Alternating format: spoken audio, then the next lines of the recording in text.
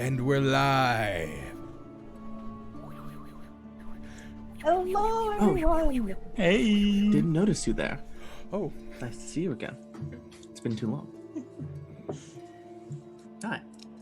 Hello, friends. We are No Initiative. We're starting a new campaign today. We do RP stuff. We are very narrative focused, and today we are starting a new campaign of Quest. Not just Quest anything, but Quest in a flying city, which makes everything better. Obviously. yeah. Should I run over the sponsors real quick? Yes. Do you have the list? Otherwise, I can do it if you like. Yep. All right. So we are sponsored by Tabletop Loop. You can use code SHIELDMON for 15% off your order, and 15, and also Heartbeat Dice. The code is Chromatic, all caps, for 10% off. It's Chromatic Chimera is also, as a whole, part of the Roll20 Spotlight program. I'd like to thank them for the support. At this point, before we get everything rolling, let's run through, introduce ourselves briefly, and say the characters will be playing ever so briefly. We'll get into physical descriptions later. And we can start with, how about Sam? Sure. Hey, everyone. I am Sam. I go by they, them pronouns. I will be playing Ro, the naturalist, who uses they, them, or any pronoun is fine. And underneath me right now is Nunu. So I'll just drop that, I guess. Take it. Yes, I shall take it. Thank you very much. I am Nuno, he, him, and I'll be playing Zake Sarkar, he, they, and he is the party's Charmblade, a fancy name for spy/fighter. I'll throw it, never know the side. I think it's actually this one. So, Izza, take it. Hi, I'm Izza. My pronouns are she, her, and I'll be playing Faris, the party's invoker, whose pronouns are also she, her. And I'm very excited to play Quest. So over to Megan next, who I think is this way, I hope. Hello, I am Megan. My pronouns are she, her, and I am going to be playing Lena, who is our party's spy and also uses she, her pronouns. And I'm going to toss it right on up to the good doctor. Hello. I am Robert Allen, and I shall today be playing the party's doctor, Dr. Falvin Drenor. He often just goes by the Doctor or Dr. D, but you know, he's here to keep everyone alive. But that's me. That's me. I'm done. You know, I mean, maybe if Nat would like to, I hope you're this way. And I am Nat, and my pronouns are he, they, and I'm going to be the guide today, which is a lovely little term to me, and I'm going to make all these people look good. Hopefully, TM? We'll find out. I believe in you, Nat. We don't doubt you at all. I believe in all of you and your ability to sparkle and bubble. So, we're going to jumping straight in here onto a ship. We're moving swiftly through the water. As the camera pans up beyond the wooden siding, you see that the sails are not unfurled, but packed away neatly. Upon this ship is a little boy with mousy hair and brown eyes mopping the deck. As they look around, their eyes drift upwards, and you see a sparkle in their eyes, and their teeth widens into a smile, and there's a little gap in their teeth, and it's cute. And they take a quick moment, and they glance left and right, and they drop the mop on the floor, running forward to the bow of the ship, and up across the ropes that are leading. There's these two big, strong ropes leading forward from the ship. And as we pan up that, we can see that they view and go all the way up to this grand flying city of soaring towers, whose tops are all arranged so that the height scales upwards to one grand tower with a beacon light. The bottom of the tower the bottom of this floating island covered in ropes and knots with gondolas and these little flying ships moving around, and an entire substructure hanging underneath. And this little boy runs up the bow of the ship, balancing, and leaps through these ropes and begins scrambling up towards the city. As we pan up and forward, we zoom up to a lonesome tower in the busy night of Valarith, the Soaring City. Tower 74, as we know.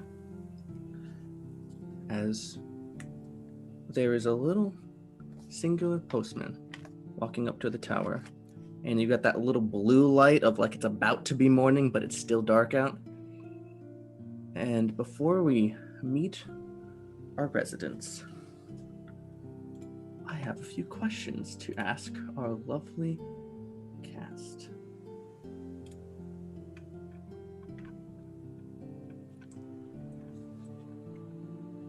Got it. Scroll up far to find these.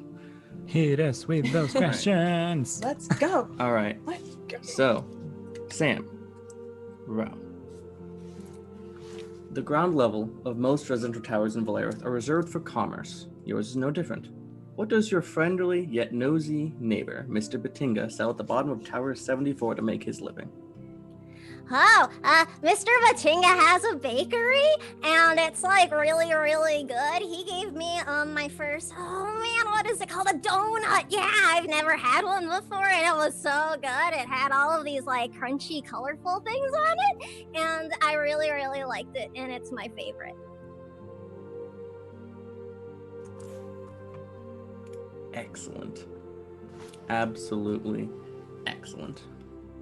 So, as this lone postal worker, dark of skin, kind of spiked to side hair, kind of hip, walks up through Batinga's bakery, and up through, and he starts to approach the door to the living quarters at the top of Tower 74, and he knocks on the door.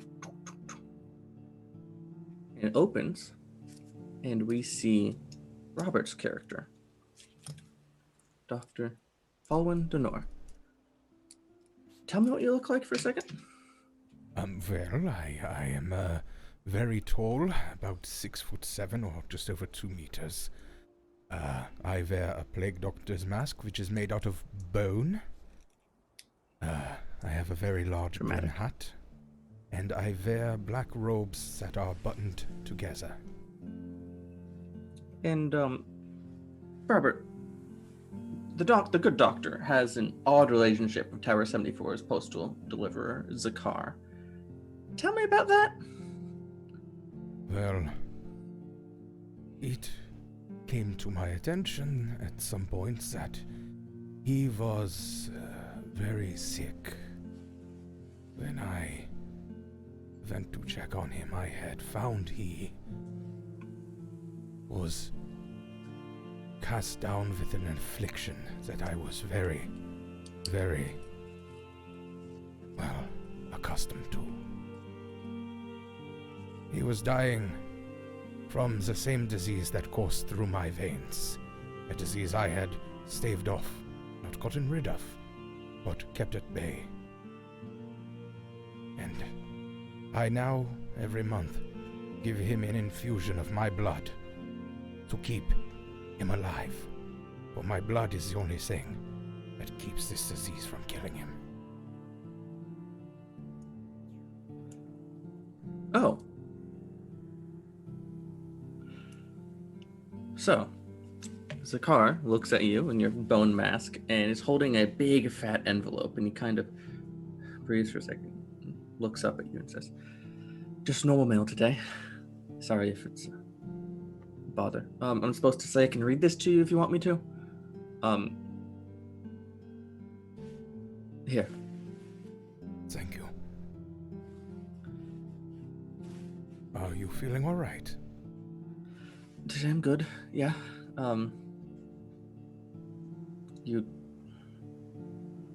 He's kind of nervous standing there and goes, "Look, I just doesn't feel right. You do that, and I feel like I should give you something. I gotta owe you something, right?" You brought me this. It's a service. Don't worry about it. Right. Dr. Donor, if that's what you... All right. That's important. Try to get to it today. Punch the envelope. Thank you. Be well. If you start to feel anything, make sure to come to me. All right.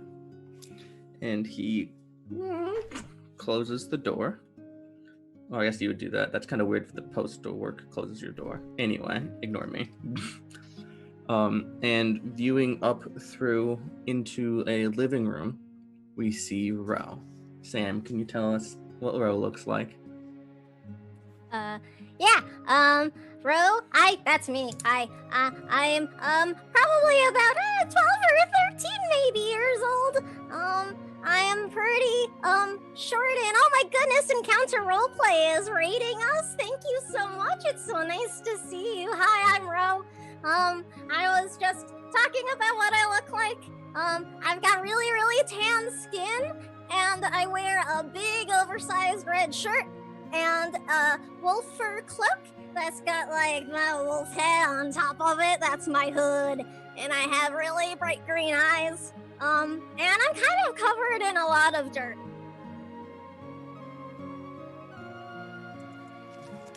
Delightful. Do you have like a companion nearby of the maybe the furry variety? Oh, yeah, my little sister Tiny is with me. She's, a wolf pup, maybe, like, I don't know, almost like 8 months by now, I guess. She made it through like 2 whole seasons already. And she came with me because she's my best friend.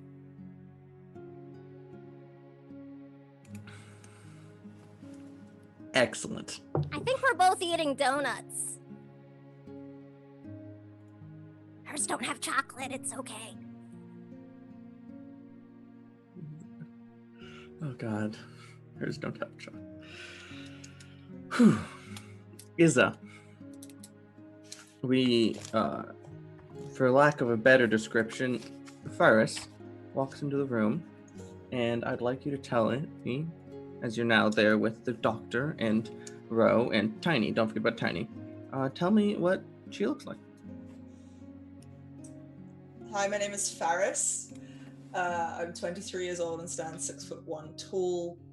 She is the party's invoker, and she has a muscular physique, dark auburn hair that fades to blonde at the tips, kind of cut like messily at her shoulders, falling in waves.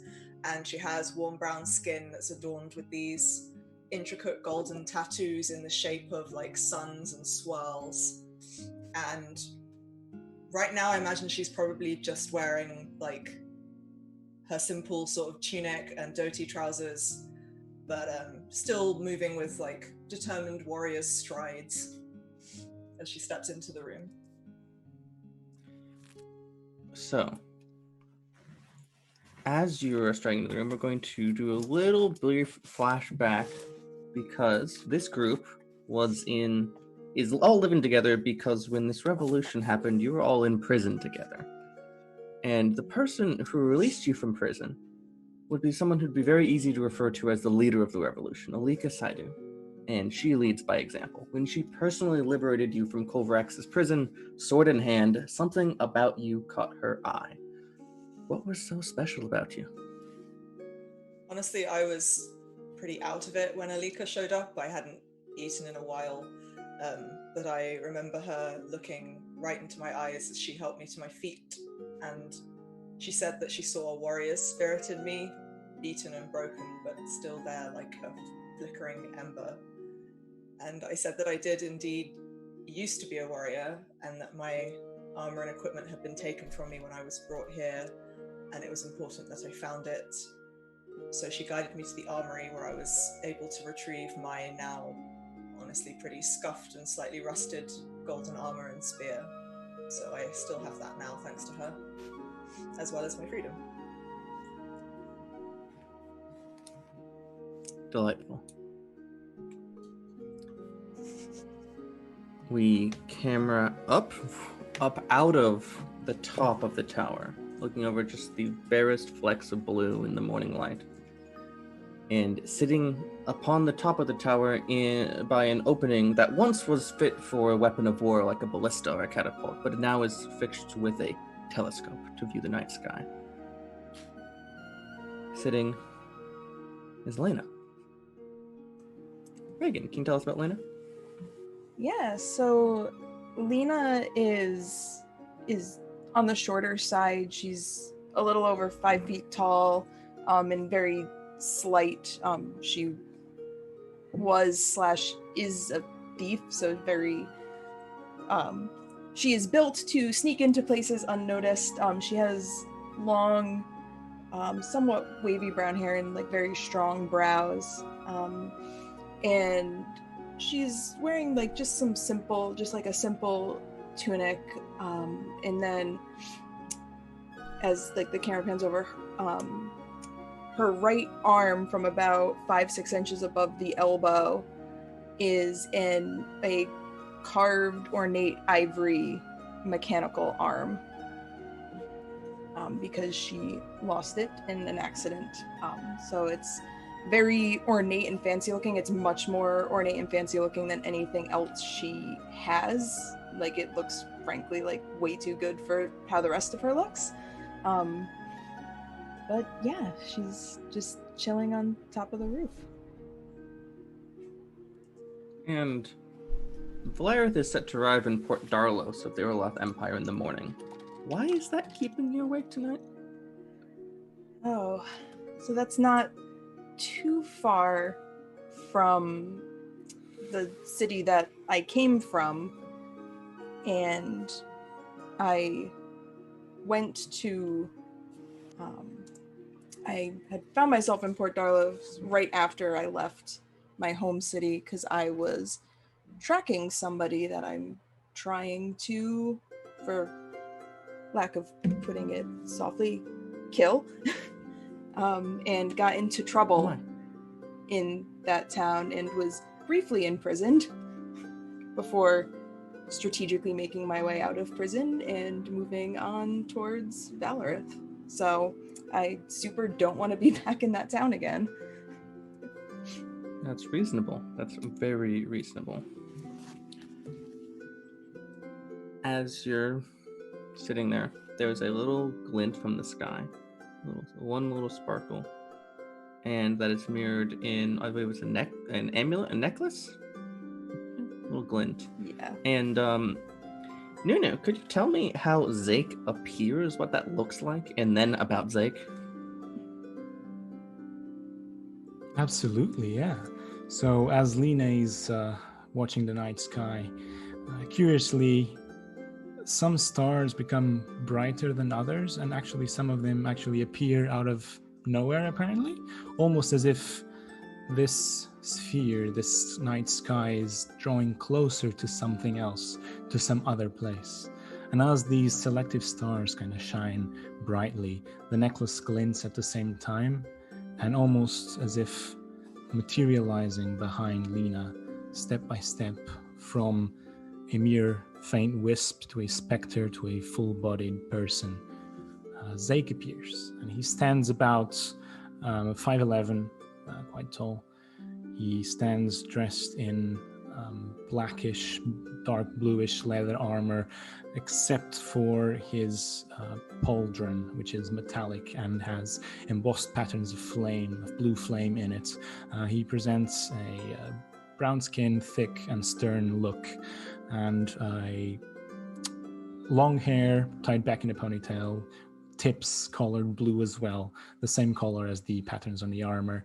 And he's wearing a mask, a blue mask. And as he stands behind Lena, silently materializing, he pulls the mask down and just says, "Hello there, little bird." I hate you. Lena just kind of tries not to look startled. And she's like, "You'd think I'd be used to it by now. Good evening." Well, it's not an easy thing to get used to, is it? No, I guess not. Anyway, Let's not be somber about it. Have you occupied my room already? Or can I sleep actually properly tonight?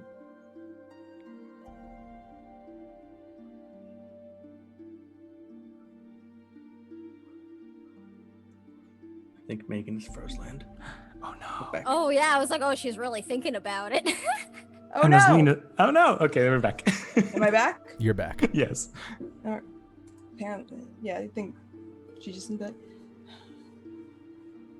Yeah, there's no sense wasting what time we have being sad.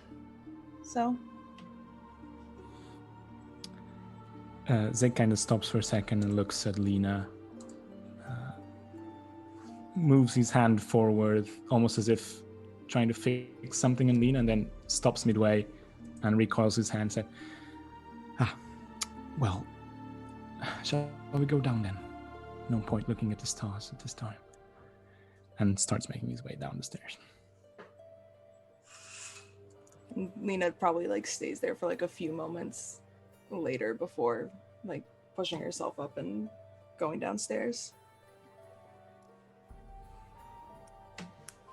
The stars are beautiful tonight, fading quickly in the morning light. We are going to cut down to the main living space where Ro and the Doctor and the Faris are already, and Zeke and Lena join swiftly. And there is this great big envelope there. Way bigger than that, Robert. You gotta. Those are rookie numbers. You gotta bump that shit up. That's all I had. I also ripped it in half. Well, let's see what this is. And I will tear it open. So, after looking at it for a brief moment, you're able to ascertain that this is actually a piece of paperwork from the city about officially naming your dwelling. It's just defaulted to a number as of yet, Tower 74. But you get to have this be sent in within the first couple days, but you get to actually choose what the name of the tower is officially. We have some time. Oddly, though, there's something extra in there.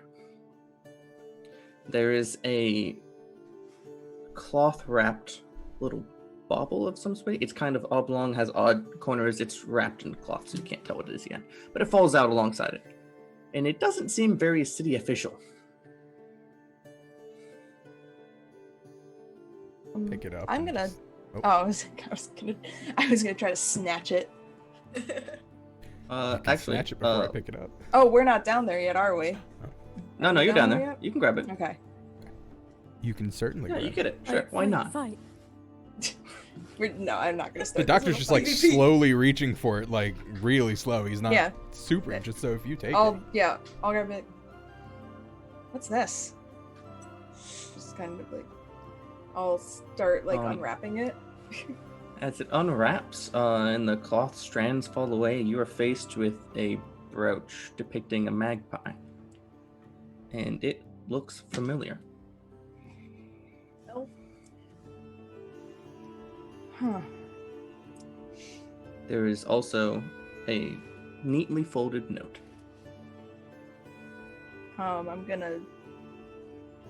I'm gonna like turn back and I'm gonna pass the brooch to Zeke because I do not want to have it. And I'm going to unfold the note. The note.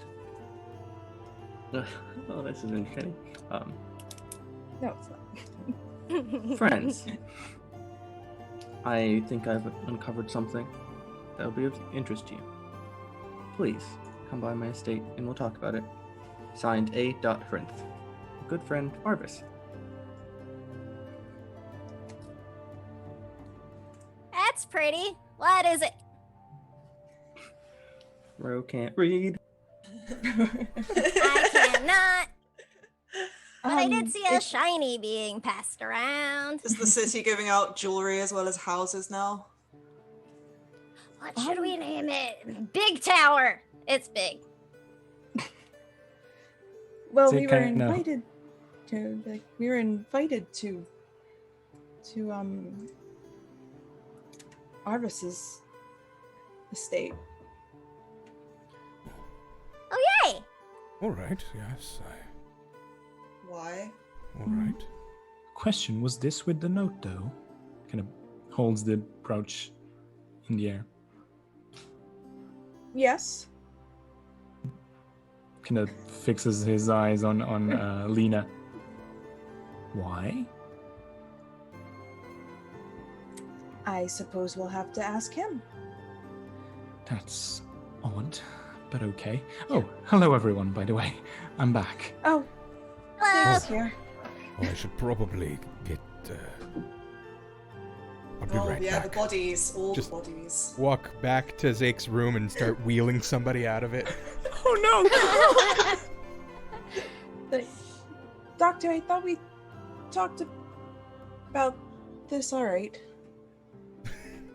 Let him do his thing. It's fine. Yeah, that's... Oh, by the way, when Ferris came in, like, the first thing she did was walk over, ruffle Rose's hair, and then she just got, like, a whole bottle of wine and sat down and started drinking it straight from the bottle. What a good mom. Yeah. I offer my big box of donuts to anybody who wants when they come in. There's not that many left.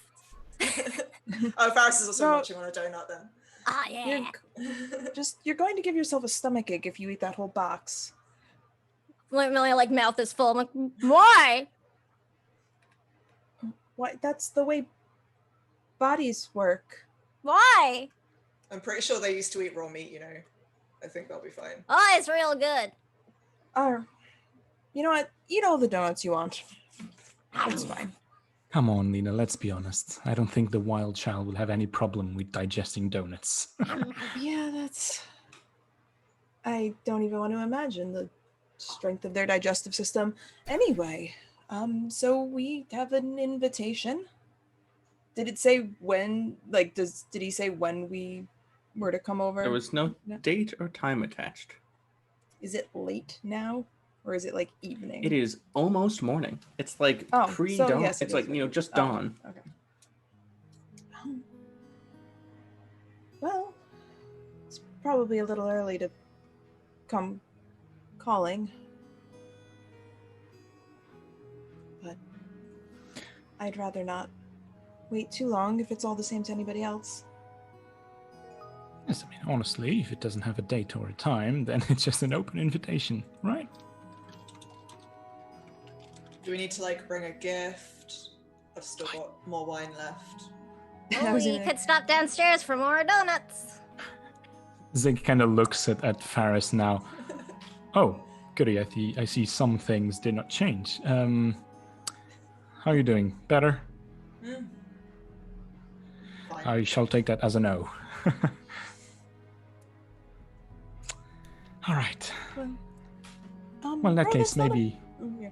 Yeah, maybe some fresh air, some going out will do us good. It's been stressful times, just getting used to the new normal. So maybe we should go. Pass by the bakery, like Rose said, grab some donuts. Well, maybe not too many donuts, Ro. Kind of had enough. I'll get some cupcakes. Sure. I'll pretend that's not the same. They're totally different. Ferris just leans over to Ro and is like, I'll buy you some donuts, don't worry. As you all head down, you actually cannot leave Tower 74 without going literally through Mr. Batinga's bakery shop, unless you want to climb out a window. And as you are passing There through, are things to be said about leaving through windows. there are things to be said. And wearing an apron tied in the back with a cloth over his shoulder, oven mitt on one hand. He is busy at work in the morning, getting ready. The sun might not even be out yet, but Valarith is awake. And as you start passing through, he looks up and goes, "Oh, kind of early, isn't it? What you up to?" Hello, Mr. Batinga. I'd like some cupcakes, please.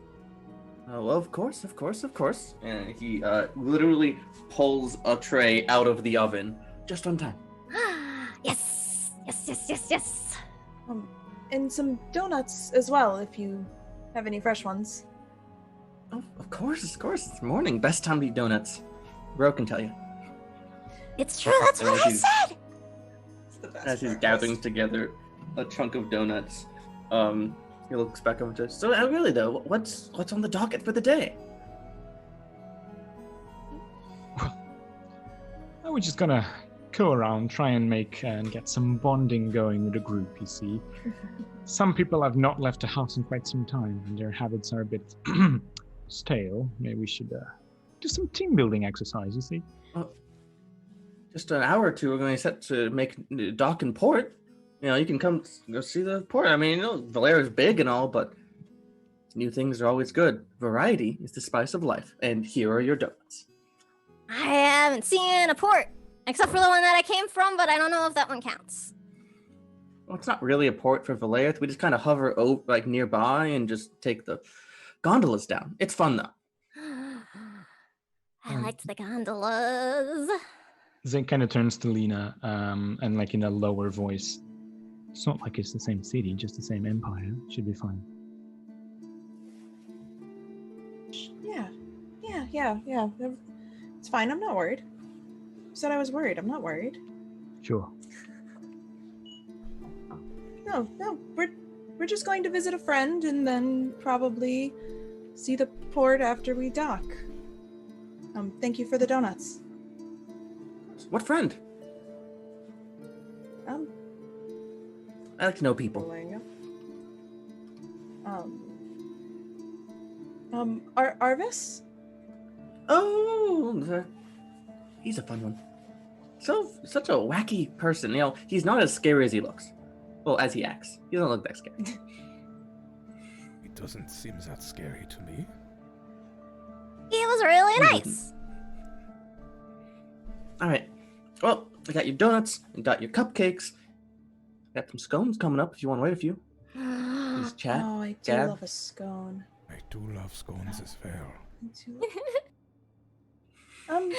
This group knows what's up. We have a few. We have a few moments. Kingo's Yes, just if- bribing you into chatting more with scones.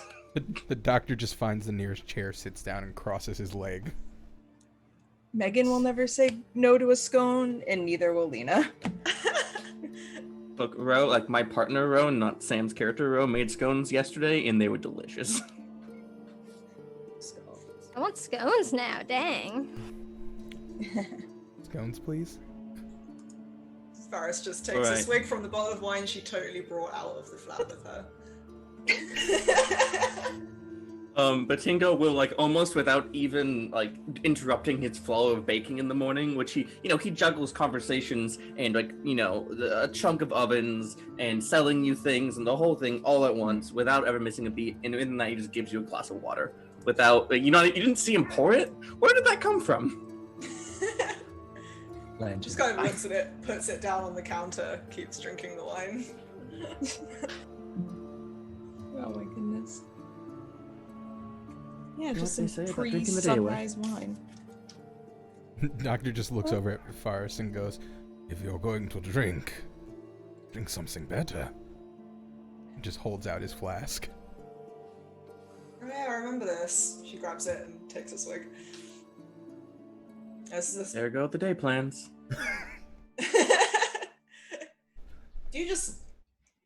How do you keep refilling this all the time? You had this exact same one when we were in prison. Yeah, it is special. It does not run out. Oh my god. It's amazing. It's like the best thing I've ever heard of. Just Pretty good. Very useful for wounds as well. As she's still drinking it. And Both eventually physical hands it and back. emotional.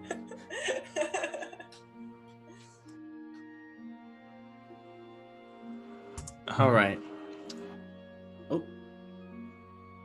right. So Batinga finishes his scones, gives you a few. You chat a little bit, and he's out of things to bribe you with to not leave his shop, much to his own chagrin. We assure him we'll see him later this evening when we come home.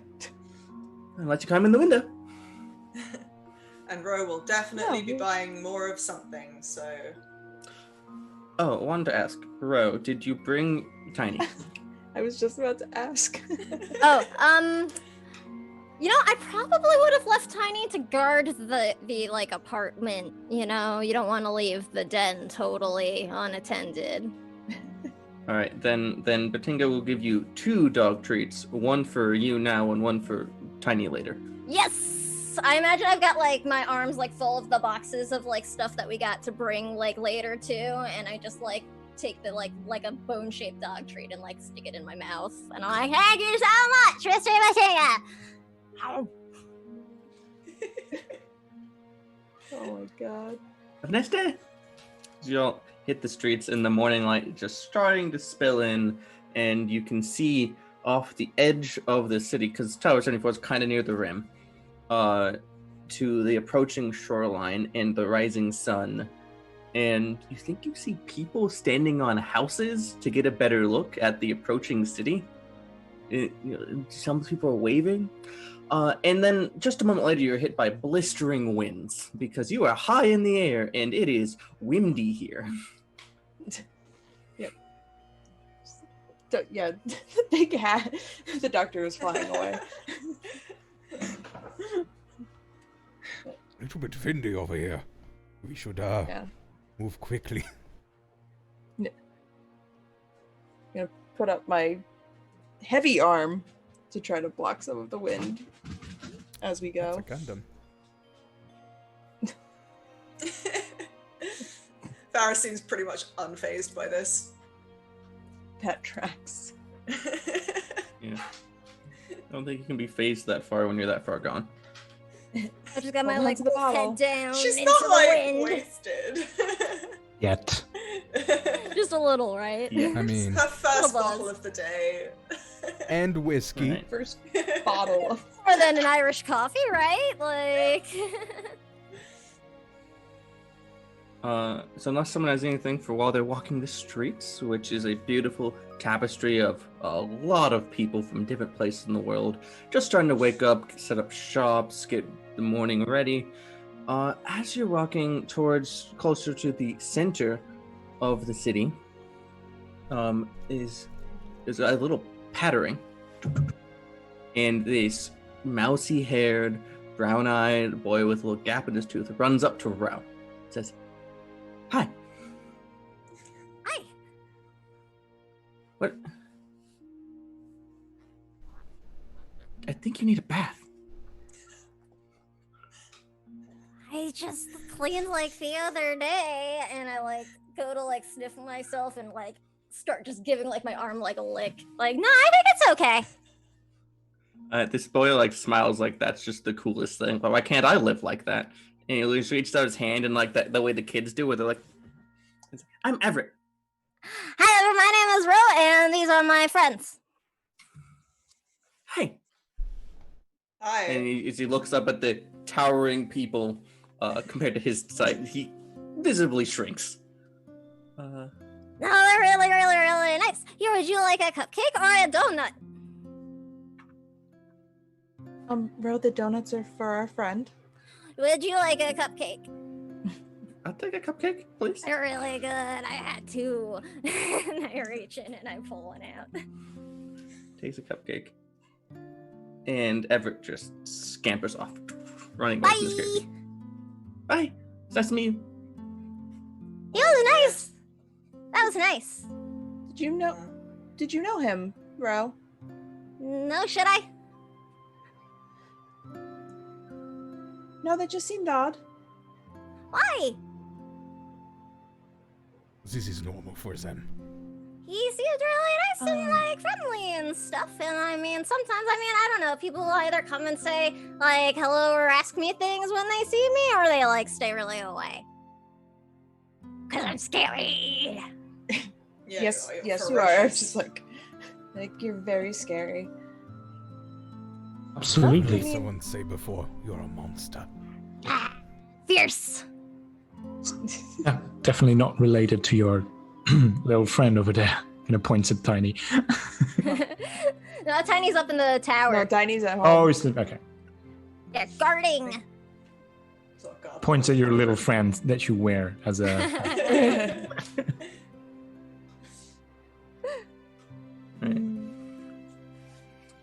You're getting close to Arvis's estate. Now, Arvis was a butler before the revolution to the Von Cast estate, but the Von Casts were ousted during the revolution, and they gave the house to the staff. So, Arvis, who is the butler, and a number of other individuals.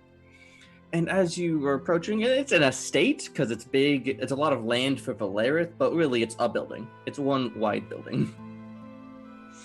Because, real estate is precious when you have a finite amount of it. Yep. And standing out front is Arvis von Rinth, who is dressed kind of like me today, with kind of a little ascot and Oh, he's just really buttons fancy. and he has one hand behind his back. He has white gloves on. I don't have. So pretentious. Hey, that's our stands up. friend you're talking about. Oh, right. Hello. I assume you got my message. Yes, good morning. Yeah. Arvis. Yes, pleasantries. Good morning. Best to strike the day when it is new. We brought snacks, and I'm gonna scamper over with my boxes and just like lick the one hand that's exposed, like that I can see that's not behind his back. With a glove on, he looks at he smiles. Delightful. Why don't we get in out of the wind? And he is going to, just for you all to go past him. I say I want to go last. Like, Sure. if he's waiting for all of us to pass, I want to be Yes. at the back. Yeah. Cool. Faris will go with Ro. Yeah, I just scamper on in. Just saunter on in. Yeah. And, talk out of the side of my mouth and be like, "Where did you get that?" I'm just looking out for a friend. You're that friend. Wasn't the question I asked you. Look, I was hoping I could keep that part of it, personal, between you and me. But first, I have something I need to ask of the lot of you. So please, come in. Make yourself comfortable. All right. Just take a couple steps forward to. I don't like that. Look, Batinka said he's less scary than he acts. Yeah, that's fair. I ain't scared of no ex-butler. You enter in, and there's a grand foyer, but there is a dining room table unsurmountably plopped inside as the house has been carved up into living quarters, and this is the dining for the front area. He comes on in and says, I appreciate the gifts. I will gladly indulge myself in just one little sweet. And he reaches out and plucks one little donut. Brought some wine for you too. She just hucks over a bottle of wine for him. Yeah, actually, the arm behind his back comes out and catches it kind of deftly. The finest vintage. The finest, cheapest vintage. This was bottled on Tuesday. It's the store's $8-est bottle of wine. And he reaches kind of in a back pocket and pulls out a corkscrew, which he just had on him because he's still used to be buttling and just. Of course he did. Might as well get in on the AM ale. Mm-hmm. She finishes off her one bottle of wine and just puts that bottle down. You know what's really good? You take a little bit of this and you pour it in, not a lot. It's pretty good. Oh, yeah. It's a fine cocktail. He takes a wine glass, which was already on the table, and pours a little bit. Just a little bit. Tiny bit. And almost, it's like a politeness gesture, and picks it up to enjoy the morning. So, thank you for responding to my message with such alacrity and haste. What I have to talk to you about is of some importance. As you may know, we're still figuring out a little bit how this city works. We've only had it under our control and turned over from the Baron for a short period of time, relatively speaking. And there's a new development I'm going to have to ask your help for. I'm being horribly vague. I'm so sorry. There's an orb, an iron eye, as we've been coming to call it, and it has the ability to help control the movement of this city. Make it land. We're doing this all by brute force right now. We have magical engines mounted on it to pilot it like some boat. If we can get this orb, we can actually tap into the built-in arcane propulsion into the city itself and be much more efficient. And that's all good news, but unfortunately it has fallen into the hands of an individual I find most detestable. Who would be... That bad? What? Well, bad is such a banal word for it. But yes, they're bad. Okay. One of the old lords from past, Darunel. He's an industrialist. He wants to take our city and turn it into a production line and wield our economic power against the world. I find it quite distasteful. Yeah, didn't we just oust people like that, like, a few months ago?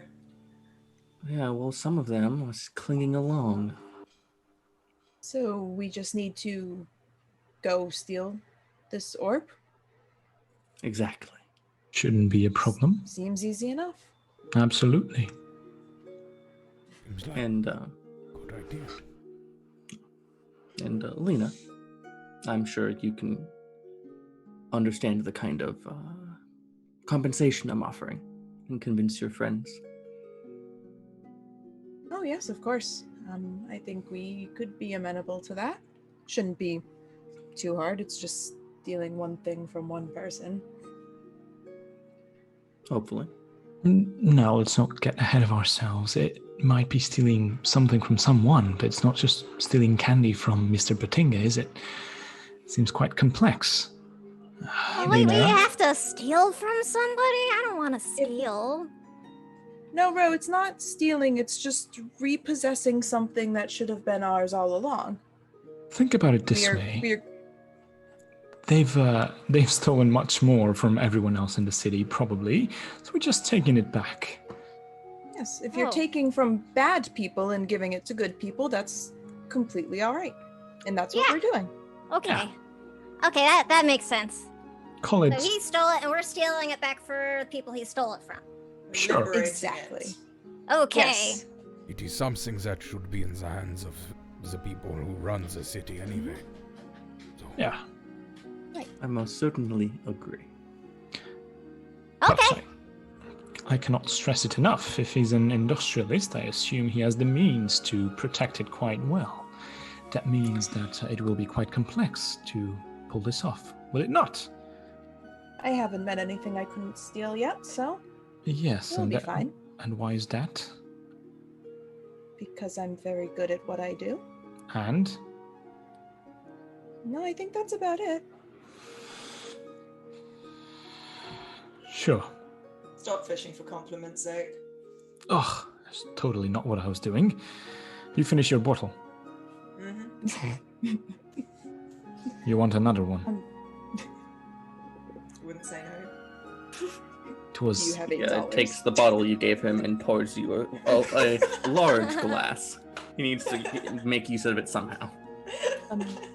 Do you have a map or blueprints or literally anything that can help? I know he's tracked it down. I believe that Lord Darunel has some hole within the underground. We start digging into beneath the surface, and we have all these catacombs and caves and complexes. Could be one of those. Dig.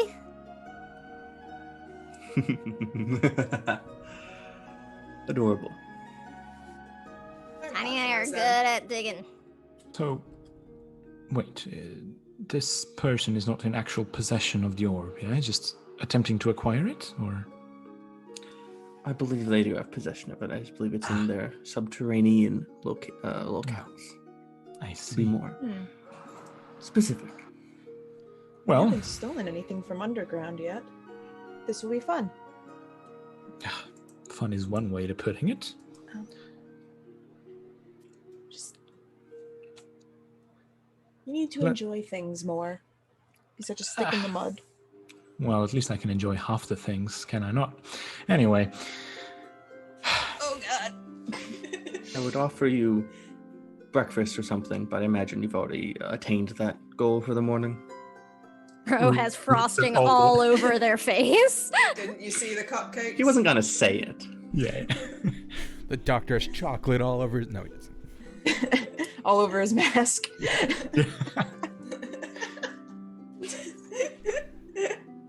I'm just picturing him like cramming them against the mask. Oh Just no, like I'm these picturing it little holes. opening like a one giant hinge, Yeah. and you just like somebody has to like softball it in. You just gotta like throw it in. It's actually the creepiest thing in the world. Perfect. Love it. Thanks. It's canon now. It's literally what he Oh does. god. No, we've spoken No. something quite cursed into reality. Into a reality. Yes. The current reality. Zay kind of turns to Lena and asks, is this compensation that he's offering enough?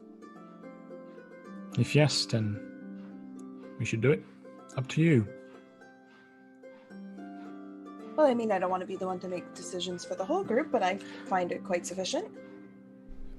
It's one of your many skills, not decision making. No, yeah, I'm very good at making decisions. Yes, we are going to do this. This is great. There you go. Does anyone object?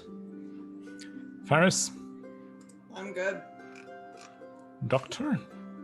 I need no compensation for something so useful Well, there- to the city. Good. By the way, Doctor, we have to speak about putting patients in my room when I'm not around. We Well, weren't later. there and they needed a place. This is not. Bro, are you in? Yeah, we have to stop the meanie. Yes, we do. We're going to help the city. You're going to be a great hero. Okay, no, we don't like it when people take things that aren't theirs. That's not good. You're right. I would just like to express my deepest of gratitudes to all of you. This is going to be of utmost importance. Yes. Of course. Thank you Something for to trusting do. us with such an important job. What does this thing look like, though? I don't know what to look for. Oh, it is an orb of wrought black iron, about this big, and the best word I can have to describe it is veiny. Ew. Veiny. Okay. It was the Baron Colrax's design. Everything was gothic and dark. Oh, like Zake. What are you talking about? The doctor is standing right there. Come on. I am a little bit offended.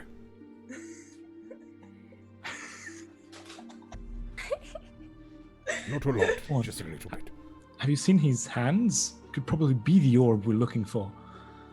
Pull off my gauntlet, just white hands and black veins. Oh, No, does is it it- look like that? Well, it has a similar pronunciation of the veins, but the coloration is all wrong, frankly. Okay, it's not it, Zeke. Okay. Remind me to teach you something about sarcasm, and anyway, it doesn't matter. God, Sure. so about sarcasm.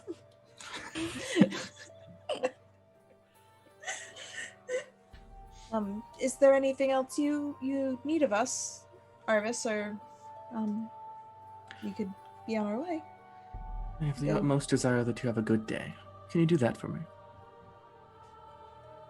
Sure. Certainly Of try. course.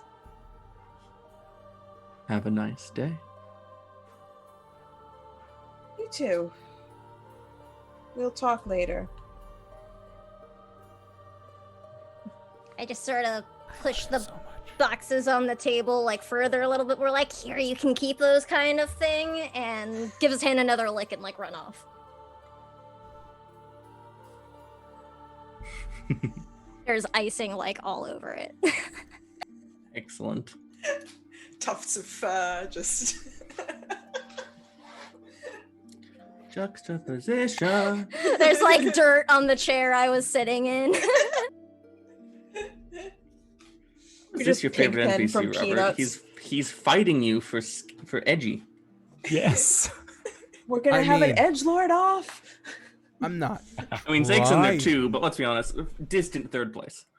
Oh, absolutely, yeah. It's like a different flavor He's- of edgelord. Yeah, Zeke is too yeah. handsome. That's the thing. That's the thing. All right. So, you have some vague instructions about stealing something very important from Lord Darunel out of some sort of subterranean structure. But as you emerge from the previous Von Cast estate, it is now proper morning. There's some sunlight beating down, and as you can approach, we can view out along the off the side of the city is now properly over Port Darlos. Individuals from the port standing on their buildings, waving to the city up above, and the gondolas begin to descend and traverse passengers back and forth. And Nunu. One last question for the party to inflict upon the world. Tell me. There was a bloody day in Valarith last year. Some consider it a day where actions were taken too far. Others believe it stopped short of what needed doing. However you remember it, many lives were lost, and its anniversary is approaching. What do we call it? Tell me about it.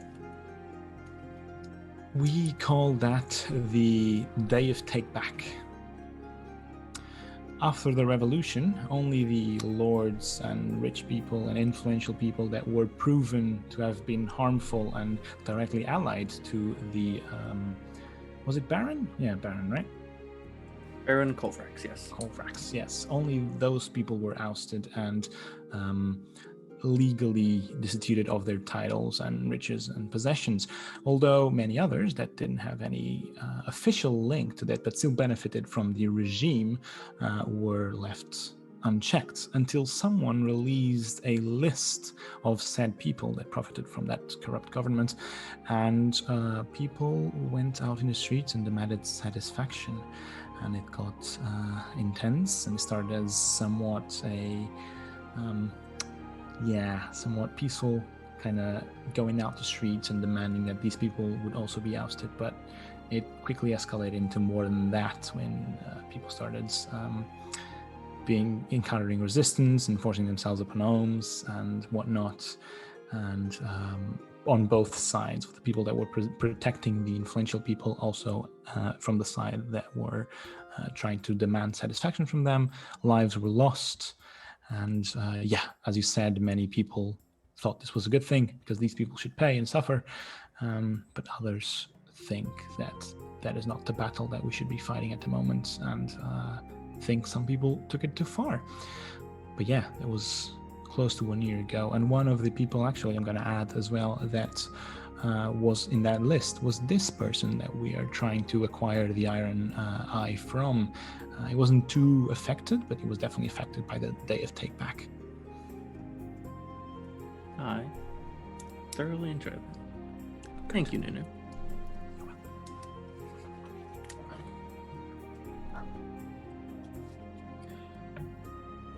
You're greeted by the proper kiss of the morning sun. And apparently, there's take-backsies now. Definitely. Take There's an backsies open day. moment. Take backsies day. There's a moment where you are having open gambit of what exactly you'd like to approach next to accomplish your goal. And it's a little early for break, otherwise I'd give you a break to decide. Well, we need to find this bad guy then, right? So are we just gonna go do this like now, or? Well, obviously, I would recommend that we reconvene back in the tower and plan, because we're not just I gonna was go gonna out say- there. Yes, I was gonna say, can we talk about this before we go off? Also, my Oh. stuff is back there, so. Yes, Do you mean- absolutely. do- And then Do you mean your wine? I mean my spear and my daggers and my armor, but Oh, we need those. but you're Oh, not wrong. but also your wine. yes. There we go. Well, it's definitely not a bad idea to wait a little bit until we're docked proper, because maybe they will be departing the city to explore the town below, so maybe we can just make our way into their subterranean lair with the fewest amount of people occupying it as possible. This is why you are the plan maker. I like this idea. Lena stares in, real bad at plans. Yes, of course. Has anyone Zake actually- just stares at the camera. So does anyone know anything about this person that would be useful to us? Well, not exactly, not precisely, but I do know that he's definitely one of the people that benefited from the old regime. So I feel not 1 ounce of regret of what we're gonna do. Honestly, Nope. Definitely not. How's he still here and alive? That's quite Well, surprising. cockroaches can survive quite a lot. especially when they cover their traces quite well, which is the case. And when they're rich. Mm. Yeah. Oh, those rich cockroaches. The worst. Honestly, Well, I don't really like the fact that you keep saying that. It's very offensive to the cockroaches. My apologies, Doctor. I didn't mean to offend one of nature's most resilient creatures. I did think though that like all the bad people were kicked out of the city and stuff after all the fighting. That's what I thought. Oh, apparently not. Money That's what buys we're here many for. things. Sometimes when you clean house, you miss some spots of dirt and you have to go back through again and clean up what you missed. Oh yeah, that's what Yes. you said before dinner yesterday. Yes, it's just like that, but a little more. Just, like, No, it's just wipe it's my just hands like, on my- It's just like dinner. Cloak. Now they're just covered in frosting and fur. Well, we're going to need to do some washing later, but that's future us's problem. But let's go back to the tower. Okay. Varys can get her belongings. As you walk back towards Tower 74, there is a rush of commotion heading downward. You actually head off to the sides and around the back, or through a few of the arcane lifts to get to the bottom where the hangs are to board the gondolas and go down to the city. And there is a much lighter current upwards, the opposite direction of people who have already boarded Valarith and are coming to see what this literal new city that's now adjacent to my city is like. Taurus. There is a line out the door at Batinga's Bakery. So he barely notices you, but definitely still notices you come back in waves. I wave. Yes, he does. Oh, that's a good thing we got all those things earlier. Yep. There's so many people here. Is this like Oh, the first there. sort of port that we've pulled into, I guess, actually, since we've gotten out of jail? Shh, Sure, that'll make me explaining things more natural. There you go. Well, and us getting used to them. So there you go. Mhm. There's so Yeah. many people. We've opened the city up to tourists. Fantastic. Yes. Great. Now all of our restaurants are going to be crowded and They'll start selling little like figurines of the flying city in Yeah. tacky little shops on street corners. I visited As you pass Valarith and all I Petuna's got was this bakery, you see a tunic. sugar cookie. As you pass, you'll get these are sugar cookies with the name of the city iced on them. Yes. They're like twice as We're- expensive as the normal sugar cookies. Of course. Now we're turning into like bitter townies.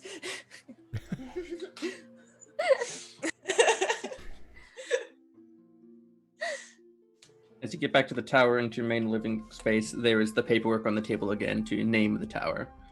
And Tiny is very much excited puppy, running up and barking and saying hi as you come in. I give Tiny the treat that Mr. Batinga gave me earlier for her.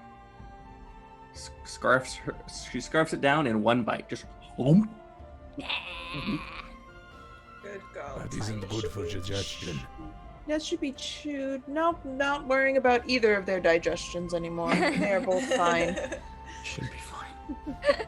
Faris gives They- Tiny a big old pat on the head, scritches her ears.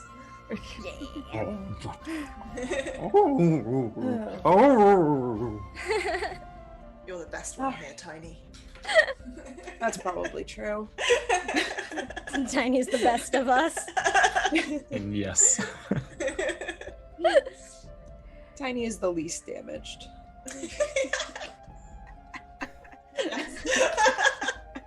What is Tiny's tragic backstory? Oh no! Oh no. Oh, you can't ruin the purity. No, there always needs to be one. It's okay, it's all tied into rows. Ah! Oh no! Oh, Ferris, you need help with your armor. Well, I can get into it myself, but I'll be fine, don't worry. Okay. She, like, trudges off to her room and comes back a few minutes later, I guess, wearing like the same underclothes she was wearing before, but now with this like long chain shirt which has golden pieces of armor like attached to it, all like bright golden with darker yellow kind of insignias of like suns and rays and waves and that kind of stuff, similar to her tattoos, but the armor is like scratched and scuffed up and rusted and stuff now. She's carrying a big spear that also has like big spikes and sun emblazoned on it. Yes. Also two Nice, curved daggers excellent. like in her belt. Actually, yeah. You know what? I think Lena's going to also run to her room and gear up. I don't need to put on armor, but I'm gonna put on my dope cloak, and I'm going to stick daggers places that cannot be seen. So like in my boots, and I've got one in my dope mechanical arm, because concealable weapons are the way to go for this girl. So I'm just gonna tie her hair back and like walk in and just kind of like be like flexing her hand a bit just to make sure that like everything is oiled well enough. Like, all right, so we need a plan.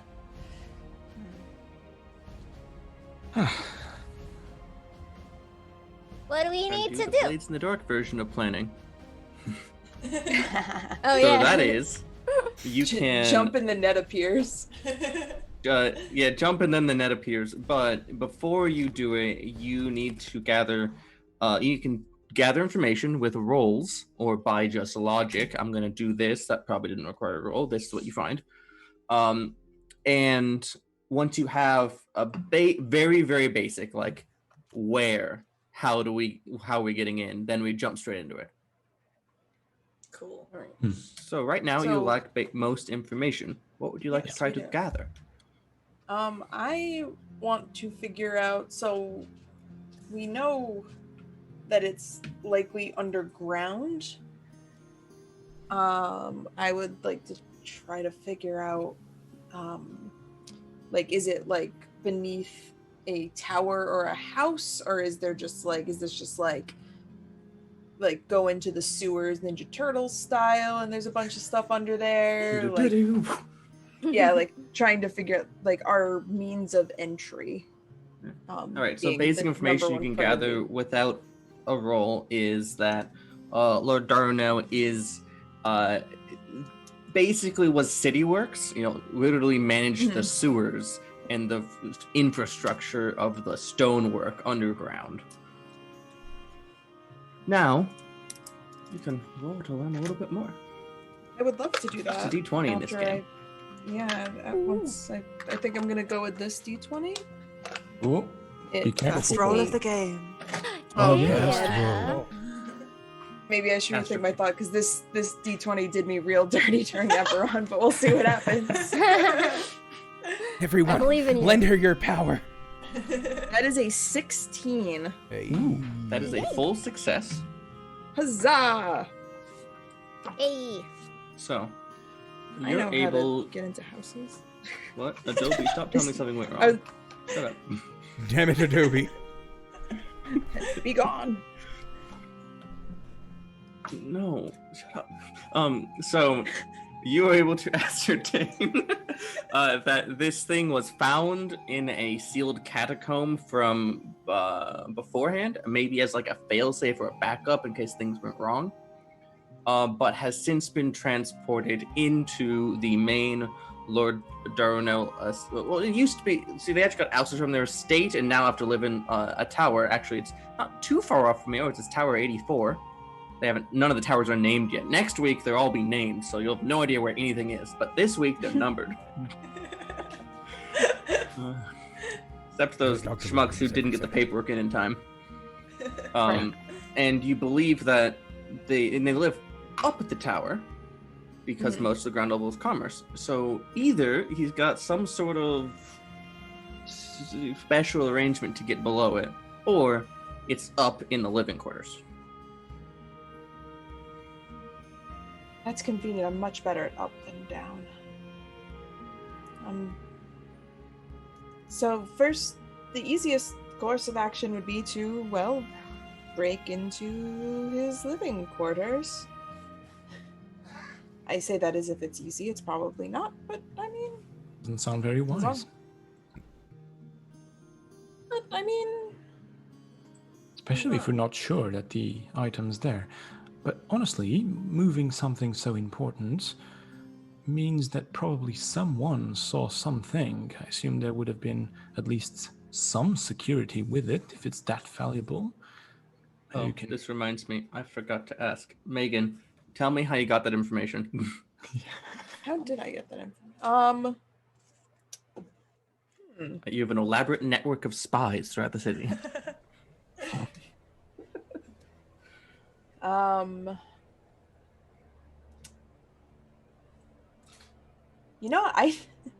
Because it's funny, I think that I just like went down to see Mr. Batinga, because he like gets a lot of traffic, and just asked, Just just like, be like, hey, like, is anybody like cool live nearby? Like, be like, we only just got here, we missed a lot of the stuff. Like, be like, oh, I came down for a scone and a chat. What can you tell me about He talks about this Euro place down the road, and there's like this lord who got ousted in Tower 86, and be like, across that way there's like a place where you can get graphic tees with the name of the city on it. Ooh, okay. And this lord that got ousted, what's his deal? Yeah, and then you started chatting through and got that information. Apparently he had like some sneaky thing moved through the middle of the night, but he was up early to bake stuff, so we saw it.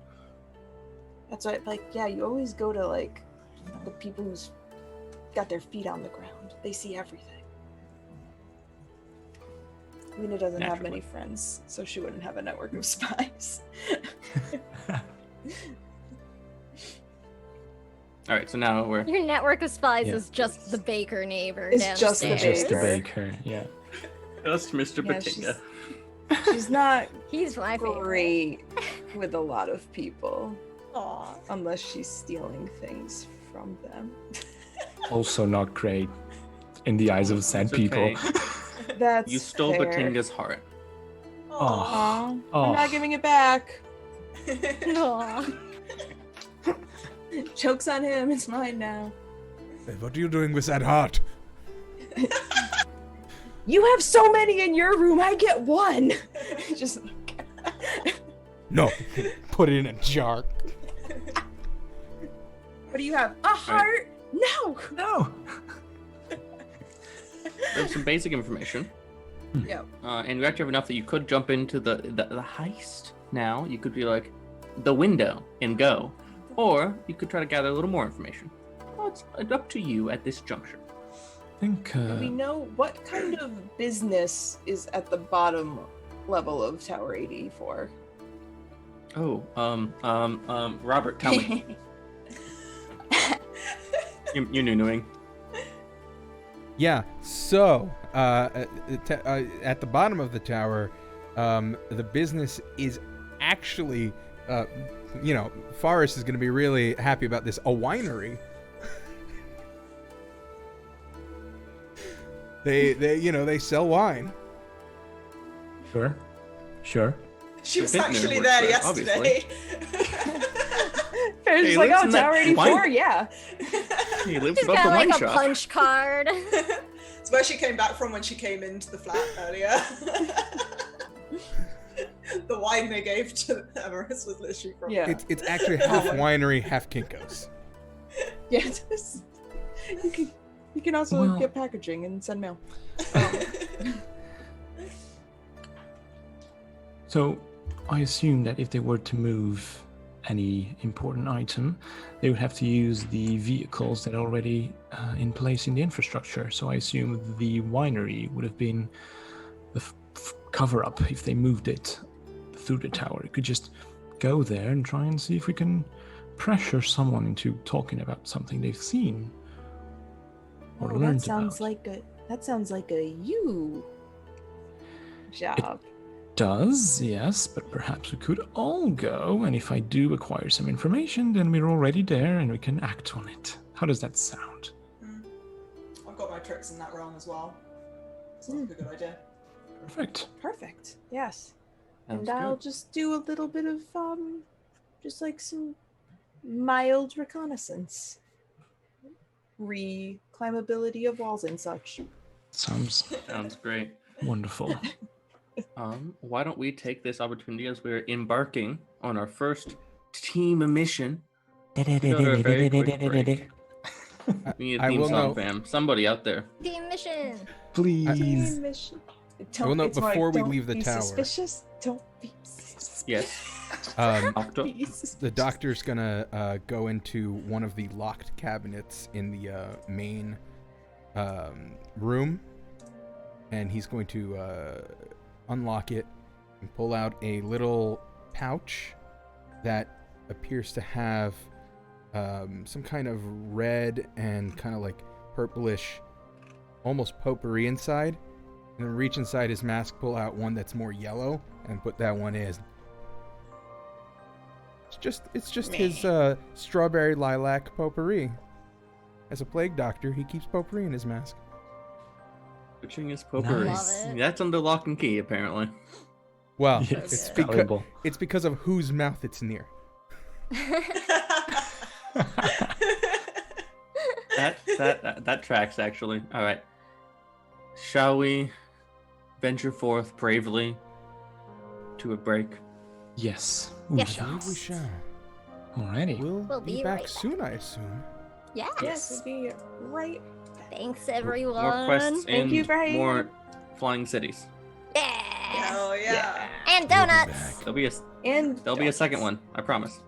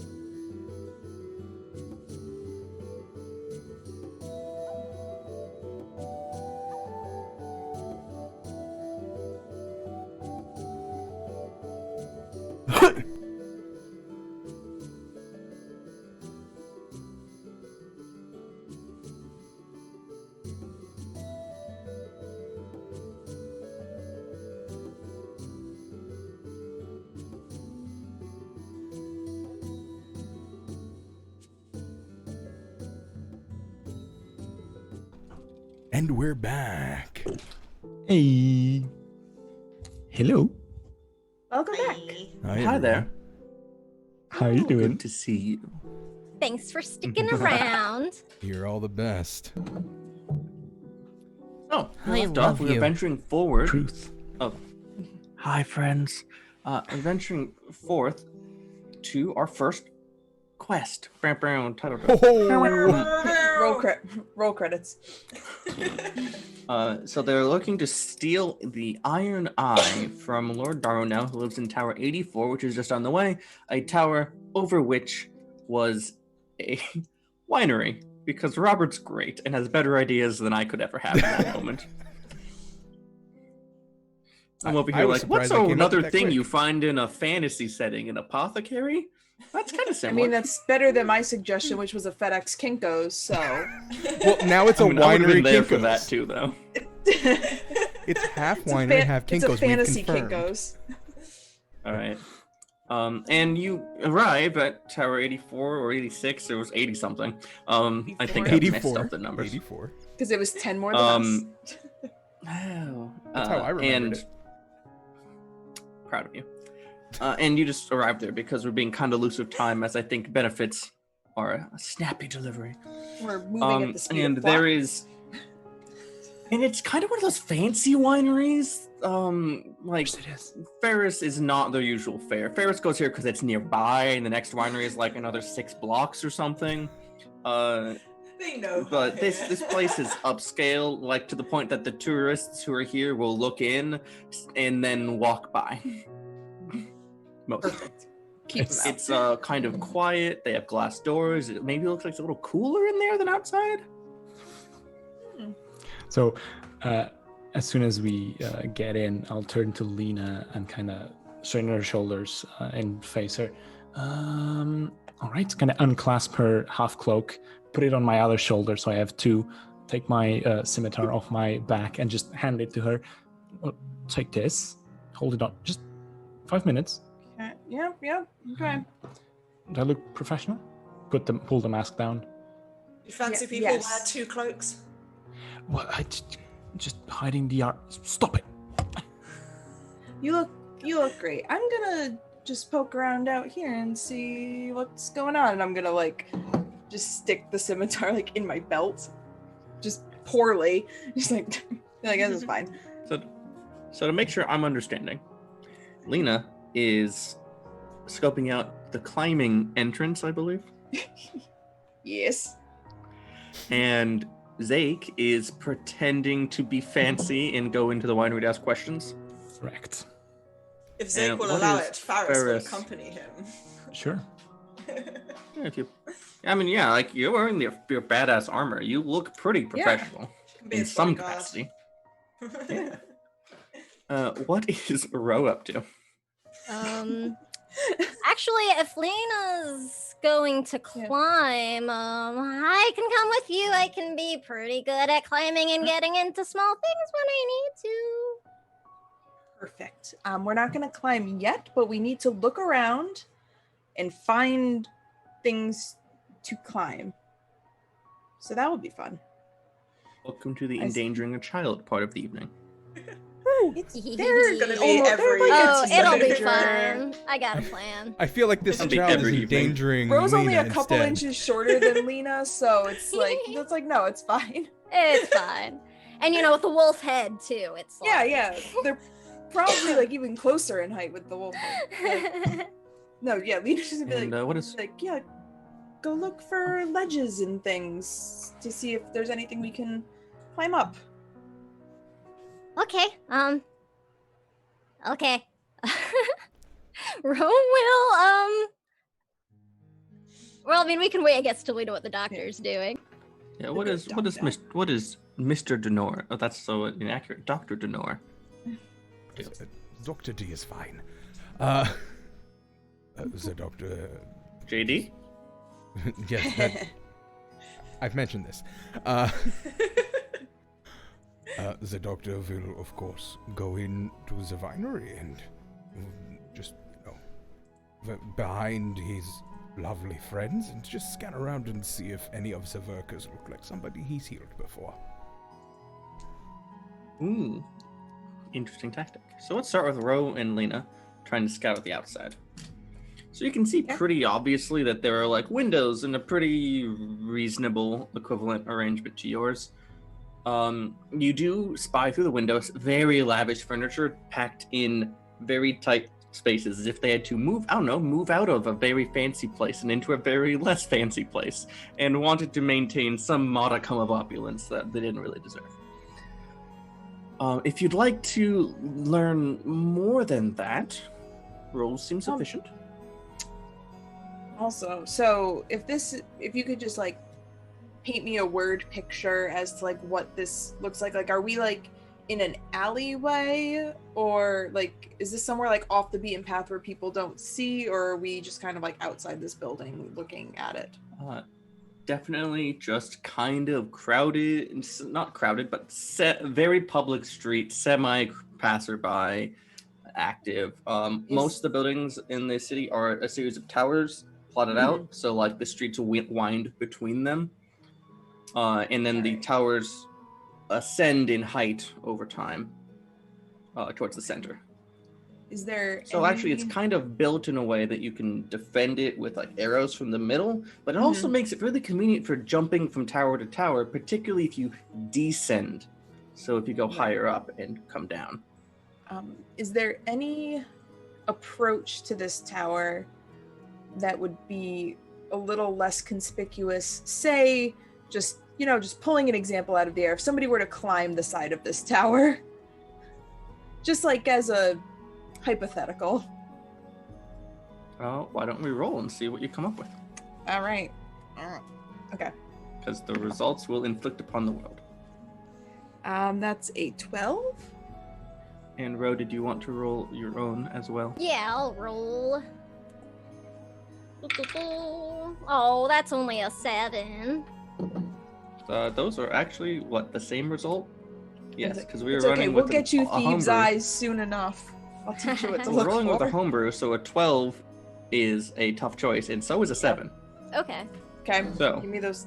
I'm ready to make a tough choice. So, Lena, tough choice. Let's see. There's a way to climb up that would be less conspicuous, but it's either dangerous or it's like going to particularly alert one set of people. Like you're going to like climb like on someone's like balcony ledge, and they might notice. So, I'll pick the dangerous way. That's less conspicuous. And Ro, what exactly were you aiming at here? A way up that's easier, or just details about it? Just trying to get the perception check going, or what exactly? I'm trying to think, because Ro's main thought is pretty much like how would they maybe be able to get up and like drop a rope down, maybe for those who are less climby. Because straight up Ro's plan is to take like an animal form to get up there easily, and do what they can to sort of assist. Reasonable. Lena also has assisted means to get up as well, so. Nice. Yeah, I remember this. And we're all learning this game together right now. So I'm just gonna, it's a little outside the tough choice format, but I'm gonna say that you actually spy, there's a balcony, and on that balcony are these chains. They're like long, and there's one on each side, and like you could use one of those to hoist down to someone. Just loose chains. That's not weird. Not weird at all, I promise. No, totally not. So now I'm trying to think, do you think? Oh, and to answer your dangerous one, there's a pathway on up, but you're going past a type of magical sigil that is used for the Blink Transpo mail service. So some fancy places have these things where you can put something in and warp it to another depot in the city to basically do mail faster. It's Blink Mail. But they're kind of let's say recent and dangerous, and climbing directly over one like you'd need to would be while somewhat inconspicuous, it might hurt you by trying to warp part of you away. Okay. You're gonna have to Nathan Drake this. Okay. Alright. It's like, and they all like just went around like, bro, can you just stand watch real quick? I'm just gonna take a scoot up here and see what I can see and come back down, okay? Oh, yeah, I can do that. Alright. All right, I'll so go as you're station getting ready myself for somewhere. that, we're going to blink inside where Fancy Zake and Faris, also fancied now, and the doctor have all entered. And I imagine, Zake, you entered in first with some pomp and circumstance.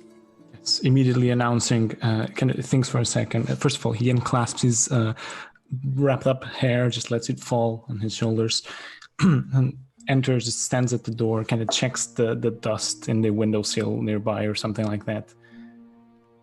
Looks around, looks for someone that seems managerial of some sorts, and just proclaims, "Excuse me? I believe you are due for an inspection." Dear Lord. A woman with tied back black hair looks up at you with fear in her eyes. Please roll the die to see if this is successful. So I'm using my cosmopolitan feature, which does not require a roll.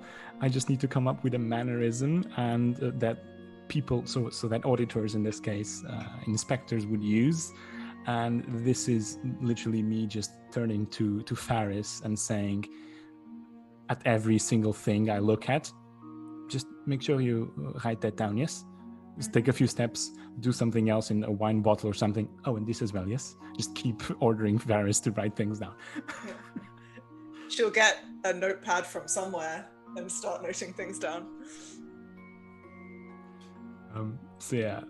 That's delightful. All right, yeah, no, don't need to roll. She looks at you with terror in her eyes. She goes, inspection of course we wouldn't be ready for that. It's a surprise inspection, right?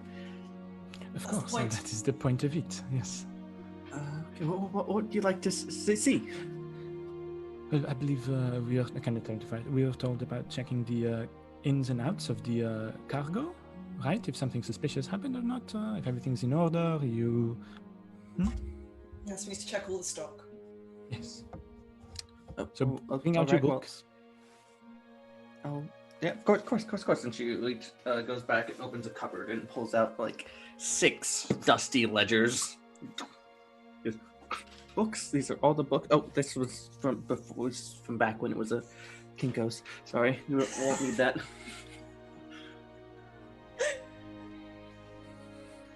In her haste, she straight up chucks that one in the trash can. Nice. So yeah, now at If you this need point, anything else, I'm right here. I might need something, but for now, let me just have a look, see if everything is in order. If not, I'll just call you. Just don't go too far, okay? Sure. Okay, perfect. And as she leaves a little bit, kind of turn to Faris. All right, fine. Just let's look through this and give her half the books and try and see if there's any recent ones that seem suspicious or anything. Also, totally getting the one she put in the bin out, because that's hella suspicious in my opinion. Also that, yeah. that's fair. Yeah. You're going to turn my shitpost comment into plot relevant information, and I'm Hell proud yeah. of it. Nice. The doctor, as you're, so they're hitting the books, and you're in here, and you look around, and you spot somebody who you've healed before. There is a patient. He's a man with dusty hair and slightly abnormally pale skin, and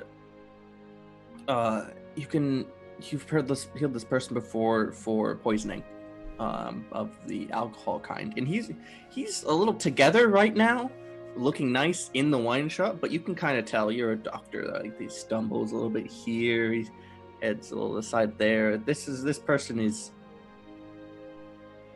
a little gone. Just a little.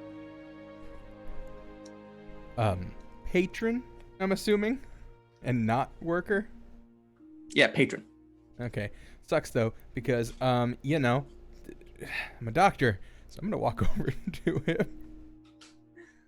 And this person's name was James. Yes. Just walk up to him and just tap him on the shoulder and be like, He starts at your mask. He pokes it lightly. what did I tell you about drinking too much? That I shouldn't do it because my liver can't handle it and I'll die. Exactly. And what are you doing right now? And I've been a model citizen and done exactly that as he puts a flask away in his pocket. Just like the doctor puts his fingers up to like the mask as if doing on the bridge of his nose, just like,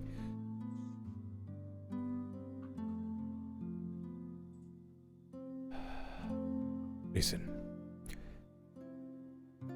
I can only do so much. If you drink yourself to death, there is nothing I can do. I don't have that power. So, please, for your doctor, stop it. How much does the good doctor care about this person? The good doctor cares about anyone that he has had as a patient. Right. Now, maybe not nearly as much as some other patients, but... Why don't you roll me the die to see if you can make an impression on this person? 4? Because that's a failure, so he just nods and goes, of course, Doc, of course, yeah, I'm gonna be fine. I promise, I'm swearing it off. I'm okay. Just turn towards whoever is at like the bar, at the stand, at the selling point, whatever you want to call it, in the winery. The woman who was tricked by Zake is standing like respectful, like 6 feet away from the inspectors, but like you've positioned yourself so your back's to her so she can't see what you're looking at. But she's definitely like 100%. This is my focus here. And she has kind of abandoned the monitor the store duties for the time being. Just kind of walk over to her and just start going, excuse me, this man over here, he is my patient. I am his doctor, and he is over drinking. You have served him too much. And you, this is not good. I will have to report you if you keep over-serving people. And I'm now at this point... You know, I completely understand. You're entirely right, but this is a really bad time. Could we just have this conversation outside, please, please, please? Fine. And I go, let us go outside. As she looks at Zake and Faris like, I hope they didn't hear that. Zake kind of goes, excuse me, sir, was you talking about some illegalities with this establishment? No. Yeah, there might be some. Don't worry, we will talk about it. Okay, please take this ruckus outside. I'm trying to concentrate, yes? She practically plows the doctor and the patient outside. Just like, And, you know, while I distract her outside. Yeah. All right. Just nice one. Angrily chastising her for allowing a man to drink his liver shot. Yeah. Time for a little doctor-patient confidentiality. So, Zake and Faris, you're hitting these You books. don't have that here. So can you give me a little bit of a description about what exactly you're hoping to ascertain from them? Yes. So typically, I assume that the packages will have descriptions, and we're specifically looking for something recent that has been masked under a different code or some hidden hint or something that would mark it as something that would be not for the winery but for hiding the eye. Right. I don't think you need to roll to examine these books because that's a little boring. Fair. But as you both hit the books, you notice that there's a certain code. It's DB, and you start to realize that everything labeled with that, you're not noticing out on display or in the back or on the shelves. Everything labeled DB doesn't seem to be here. Oh, that's suspicious. Very. And there's Should at we- least 3 packages that came in within the time frame that you're looking at as well. Three packages. Should we try and inquire where these packages went to? Maybe, although it might tip her off. I don't know.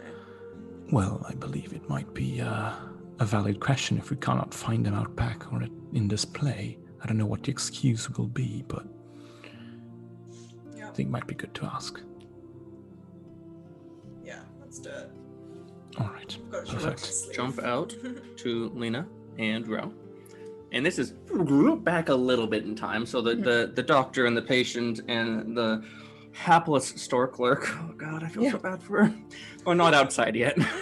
Okay, that's good. I've worked in food service. I've been there. Yep. So I'm going to kind of like take a look at the route that I think is the least conspicuous, and I'm going to take out my feather hook, which I can use to scale buildings. And I'm gonna like hold it and Remind me then. what a feather hook is. So the feather hook, it's one of my cool spy items. It's a magic grappling hook that gently glides upwards like a balloon until it reaches a ledge, and you can tie any length of rope to it. So it's basically like a magic grappling hook. So I release it underneath the ledge that I'm aiming towards, and like once it hooks, I go to like step onto the wall to climb up, and I like can't move as freely, so I like take Zake's scimitar out of my belt. I'm like, bro, can you hold this for me? Oh, sure. Do you need help? Do you want me to come up too? Oh, I mean, if you want to, you can. I'm just gonna go take a quick peek. But you can come if you don't want to hold the sword. I mean, I guess I can still hold it. I haven't. Nah, it'll be fine. I can hold it if it's in your way. And I'll just sort of like take it and like stick it in my belt, like next to my slingshot. And if You look really tough. And be like, I'm just going down and be like, don't tell Zake I gave you that. Okay, I won't. It'll be a secret. Perfect. And I'm going to just like start climbing up the rope. All right. So, normally I wouldn't have you able to climb this with this item because that's really easy. But we did describe that this route was dangerous. Yes. So can you roll a d6 for me, and on a 5 or 6, something bad will happen therein. Ooh, nat home brews. That was a 6, All right. Oh. which So normally would be you are- good. You are so focused on avoiding the blink mail rune that as you get up onto the balcony, you bump one of these chains. And it starts to rattle slightly. And these 2 chains spring to life and begin trying to wrap around you and squeeze the life out of you. Very much like the squeezle I'm chain using the stat squeezle. block from. Squeeze Chain again. squeezel. Weasel strikes And again. this will conveniently happen at the same time that the doctor steps outside. I will You note. brought us here. So it is going to start wrapped around one of your legs. Oh. But as the protagonist in the story, you get to act first. Can I try to get myself like? Squeezes really cute, by the way. I love the squeezle. So cute. One. Can I try to just like pull myself loose and just like swine dive off this balcony? Absolutely. Like holding the rope, Uh, obviously. I'm not a member Yeah. of Lessons. So I can't just land in a conveniently you placed pile can of roll leaves. the die to break free from the constriction. Yes. And I then would at like which to point do you that. could dive off the balcony of your own volition. Okay, I will try to get loose of the chains. That's an 11. So that's a tough choice. So, So I think one of them is it hurts you as you dive off. You know, it gets a grab around like your wrist or your shoulder or something and gives a good tweak to one of your muscles and it hurts a bunch. Or the other one is I think these two chain squeezels follow you.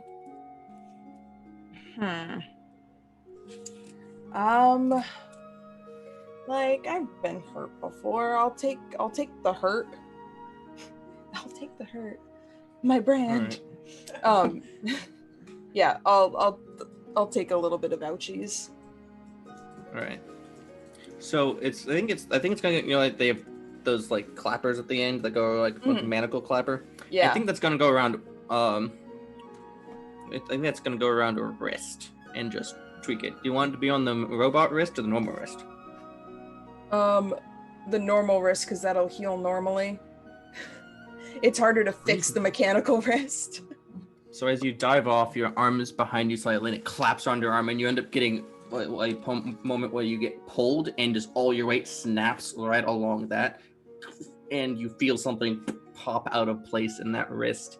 As you take 3 points of damage, you only have 10 HP in Quest. Yeah, that's a lot. But as you do this, it also cracks open. It doesn't fully like hang you by it. The impact force also cracks it open, and you fall to the ground. How does fall damage work in this game? I don't know. You're a spy. You're fine. Yeah, I was saying I was also holding the rope, so That's with fair. my other hand. Yeah. So I probably was able like to you're a brace spy, you're myself enough that it, Like I fall, I'm like, that could have gone better. I don't think that was supposed to happen. And I'll just be like, I'll take the sword back. And I'll just like put the sword back in my belt here. and pull the feather hook back down. While that happens, Nat, inside, as Lena is being wrapped by the chains, they kind of just looks up suddenly, looks at Faris. Well, shit, and runs outside. Because he can sense when Lena's in danger, even if separated. Aww.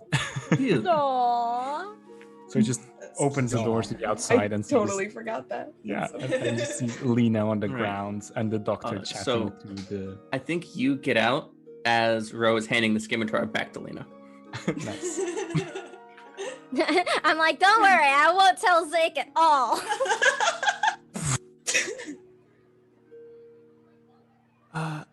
Nothing happened. As I'm like just like cradling my like very limp wrist. There are snake chains. Looks around, looks at both of them, and then also notices the doctor and the clerk still there, and tries to quickly still keep his facade up. What is happening here? Kind of looks at the clerk directly.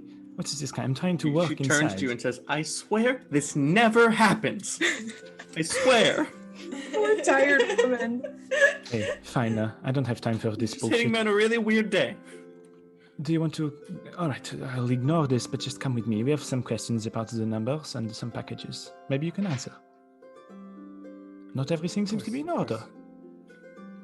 James, the doctor's former patient, just after seeing all this, is looking at his kind of nodding, and he just goes to the wall of the tower and just leans against it, and then just slides to sit down. Valid. Whenever they get back inside, Faris now has like the books all open, is looking very official. Nailed it. As you're heading back inside, the doctor catches out of James, and he just goes like, maybe you're right. Why? What happened? What's wrong? I've never hallucinated things from alcohol before. Oh, you saw stuff. Yeah, that's weird. Nothing's happening out here. Just kind of walk over and just like put my hand semi-passively. Just put my hand into his like jacket and be like, I'm going to take this with me. And take his flask. He like meekly reaches up and his fingers like brush against your arm as you take it, but he doesn't really stop. And then as I walk in, I drink his flask. I drink your milkshake. That's just Doctor Ever. So, where's the trapdoor on Isa, this get back thing? to you describing how you looked with the books all laid out. Oh yeah, sorry, I didn't realize you were still doing a thing. Yeah, so she's just like opened the books to the point that have the DB packages, and she's like marked them and got her own list and everything. She's looking very stern when they walk back in.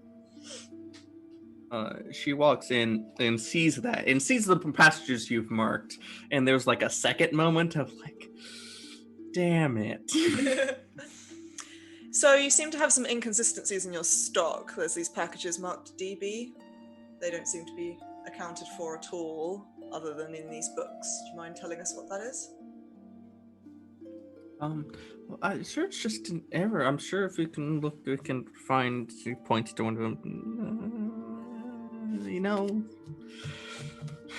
she's like shaking a little bit. I'm going to use compel truth on her. Wait, what? That's a thing you have? Yeah. New games are exciting, fam. Yeah. What does this So do? Please I tell have me. an ability. It says your eyes glow like blue flames, but because it's Faris, her eyes are golden, so there's just like a little gold flash. As you look into the eyes of a nearby creature and grip their mind, and then I have to roll a die to determine what happens. But basically, she might be compelled to answer questions truthfully for a while. 11. The target is compelled to answer 3 questions truthfully. Ooh. All right. So the first one I'm assuming is, what does the DB mark mean? Yeah. It also doesn't say whether the question has to be asked by me, so I imagine Zake can ask as well. Oh, cool. I imagine that's convenient. Doesn't specify. Sure. It's for D is Darno, B is Brandon. He's the person. He lives upstairs. He likes his packages to come through inconspicuously. Why did I say that? Why did I say that? So you are marking and taking in packages for someone else through your shop. What do they contain? You don't usually open them. It just whatever come in, and we just ship them up back, so no one can see. And these packages definitely go up to his quarters, not anywhere else. Yes. She seems like she's like, in the magic force. He's got a lift that goes to the center of the building that goes down underneath. Why did I say that? What? Okay. Well, it seems that there is some shady business happening here in the winery. You cannot have these in the ledgers and not have them displayed in the store. I'll have to report you. Don't. Unless perhaps you can take us to this lift.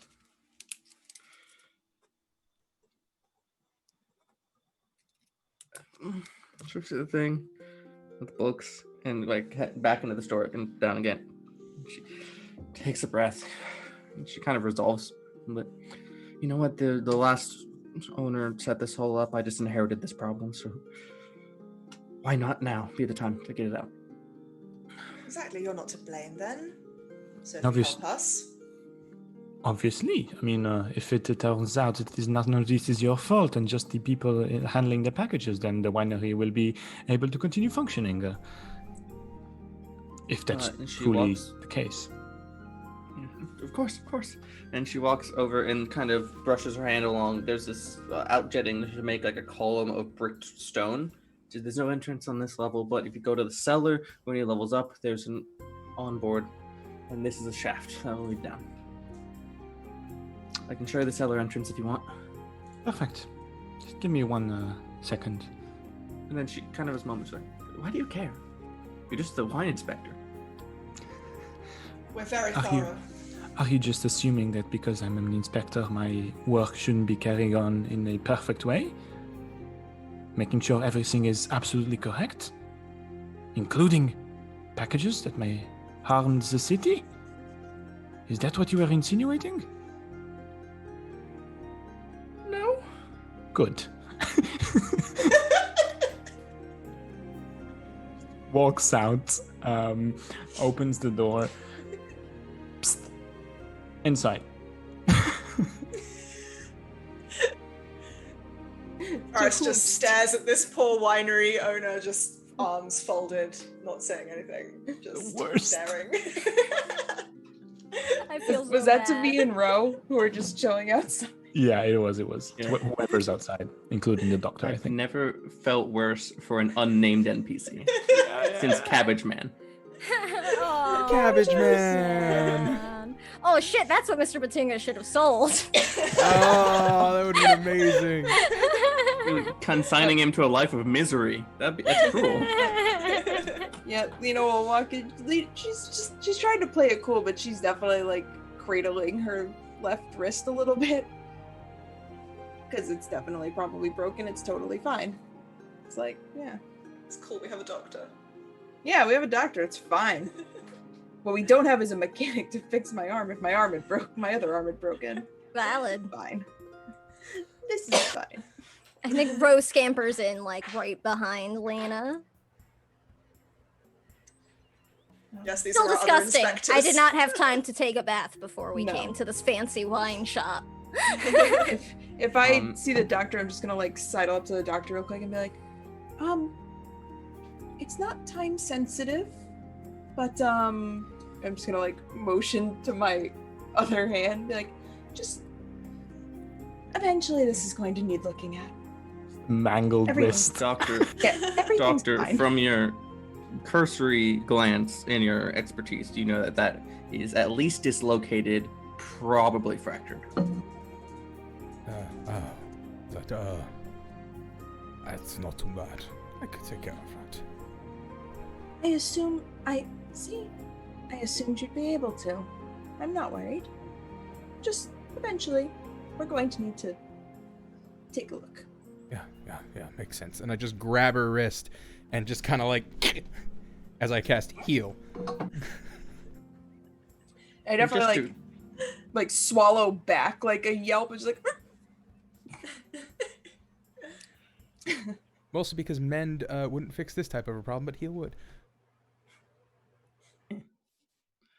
Definitely wasn't just adding just narrative description to wounds. No, definitely not. I don't care. I'm spending my 2 AP. You know, I appreciate you, Robert. We're here for I the appreciate- RP net. I appreciate you too for fixing my mistake. But yeah, definitely just like a. "Oh, thank you. As Zeke comes back in while this is happening outside, he turns to Faris, which is probably still with the owner. Do you think that she's telling the truth when she says that it's nothing to do with her and it was the previous owner? Because Zeke doesn't necessarily know about the ability, so... Yeah. Although technically she didn't. I don't think she answered that question under the. It was after That he was passed after, it. but- Yeah. Yeah. Sorry. Yeah. Faris is just like, yeah, I think she's telling the truth. No, perfect. Shouldn't. And then in that case, I turn to the owner and say, tie my hair back again, take the cloak off. I'm terribly sorry, but we need to be careful. We're just here to fix some wrongs, and if you had nothing to do with it, then you have nothing to worry about. This is the information we needed. I see that you have nothing to do with it, so just show us where this elevator is, and then we'll be out of your hair and probably fix this problem for you. He leads you down into there's a little cellar underneath this winery for wine. And I'm gonna a reach dusty my hand corner out of for it. my cloak. Yeah, just give the cloak back. Take the scimitar. I saw that. I have no idea what you're talking. Oh, the wrist thing. No, it's fine. The doctor fixed it. Not the wrist thing. Don't worry, I fixed the wrist. I don't care about He that. fixed my There's like wrist. There's frosting on the nothing wrong. pommel of the sword. It's fine. Why is it sticky? I don't know. I got nervous and was sweating from my hands. I don't know. Don't talk to me like that. Everything's Don't- fine. You sweat sugar now? No, I don't. I don't know. Just Ugh, you know, I broke my unbelievable. wrist a second ago. I would have Kind of appreciated. slap the wrist. It's fine now. Can we stop bickering and do this job, please? Fine. Yes, or no to the first question, yes to the second. And I'm gonna start walking. Things are so much more quiet when Zake is away. And she just turns and walks into the basement. This lady leads to the back of the wine cellar. And runs her fingers on the bottom rim of one of the big ass casks. It's like bigger than you.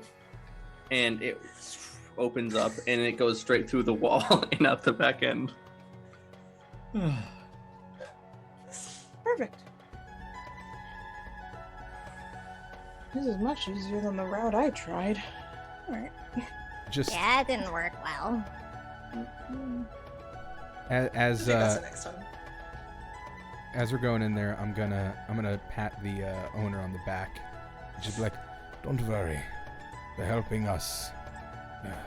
Well, it will be very beneficial for you. I'm gonna cast Nox on her, and impart on her increased What does confidence. that do? Well, it lets me place a combination of deleterious effects on a target that I have touched for the next hour. I can do up to 3 of them, and I am going to give her increased confidence, a feeling of euphoria, and relaxedness. To basically in the sense of like, if I help them, this will be great for me. I am super relaxed about it and confident about it. I'm putting that all together with what I said. To kind of try and, make sure she doesn't go betray us. Sure. Yeah, Good. I hate it when people do that.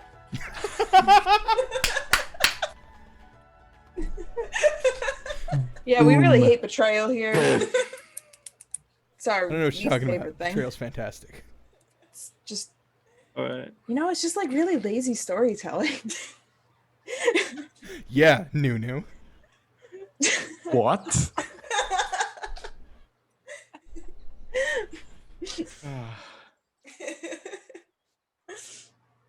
Anyway, Zake catches up to Alright. Ferris. As the 5 of you make your way through the barrel door, the camera stays on the wine shop owner for a moment, and she sighs to herself.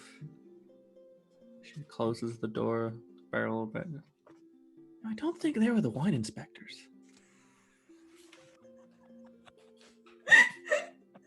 However, this is very good for her. No, she thinks euphorically. Yeah. Confidently. She wasn't stressed about it. She was just very much Relaxedly, euphorically, Yeah. and confidently. liars. Liars, that's awesome. There you go. Oh, it's a good. Weren't word. they sweet? Helpful liars. The group. All right, so directly through this doorway, you've got what could best described as a warehouse space. It's not like a warehouse in size, but it's storing crates and boxes and the like. And quite prominently, at the other end, kind of behind some crates and stuff, is a safe built into the wall. You also see a lift entrance, and it's like it's closed right now, but it looks like there's like a button, there's an arcane sigil that'll light up, and it'll come up and open up, the whole thing. Safe, you The say? badoong's important, and there's a safe. Yes. It's the safe, you say? Mhm. Megan loves stealing from safes. I do. It's true. I do. Yeah, That that's true. transcends game Is and this system Lena's and parents' character. safe? Because I think that's Megan's safe. Joke's on you, Lena doesn't have parents. I would like to see the safe, retrieve my lockpicks, and just unlock the safe. Please. All right. And I'm also gonna look up Why don't you- how lockpicks work. I but believe it there's- just allows you to do it narratively, and you get 5 Yeah. of them. 5 of them, that's what I was trying to figure out. Remember is how many of them I have. Why don't you roll the die? Alright. Dun, dun, dun. 16! Hey. That is a full success. So you go out this safe. And I'm gonna, because it's a safe, I'm gonna say it takes a little bit of time. So is there anything anyone else wants to do in the room as Lena is just going to town on this safe. I think one of the lockpicks is like in one of the fingers of my arm, and I just like Oh, that's epic. pull it up and just like. I love that. So like the tension is on the left side, but like the pick itself is in the Nice. arm. I'm getting Fifth Element vibes. Yes. So yes, I'm going to pick the same. I'm like, talk amongst yourselves. I'm just gonna like get down. Just like, Faris is kind of like, it would be very convenient if this was the safe or anything. And starts kind of inspecting the room, keeping an eye out to see if anyone else comes or if there's anything else that looks suspicious or unusual in here at all. Right. A few things. There's a lot of boxes. Most of them have alphanumeric numbers burned into the side, but don't actually say what's in them. You can hear a little bit of movement along the elevator shaft, like the elevator's being used or something. It's got this thrumming noise, of magic. As in, is that just what's powering it, or does it seem like it's moving, like someone's on it? You haven't interacted with this elevator before, so it's hard to tell. Okay. Can I move a little bit closer and maybe see if like the mechanisms are moving or anything like that? Well, it's magic, so there's no mechanism. Oh yeah. Magicism. Yeah.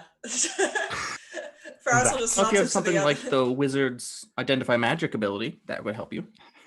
which I don't have because I'm not a wizard. I know, but I'm trying to teach the system a little bit. Just a Good job, good. Is this thing You're not considered a a wizard, corpse? Faris.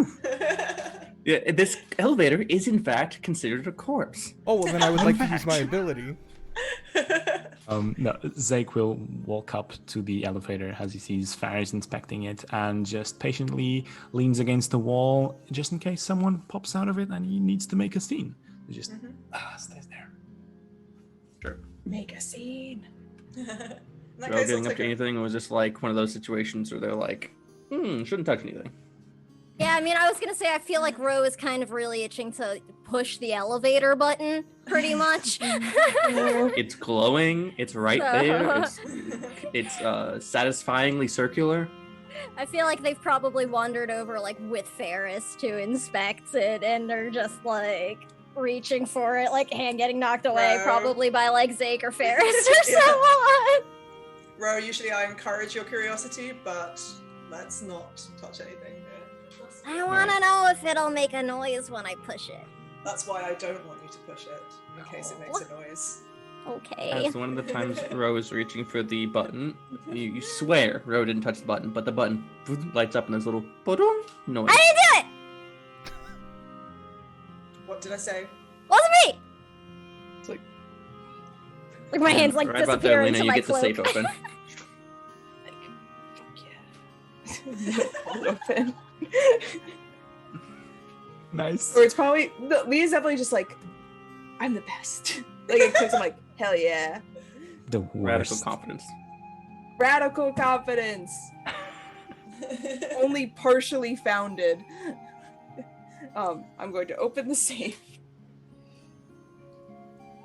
All right. So, you've heard the elevator ding, by the way. You would have noticed that. I'm like, So, oh. yeah, and you open it up, and it's you start to open it. Let's put it this way, and it starts to make a horrendous scraping noise.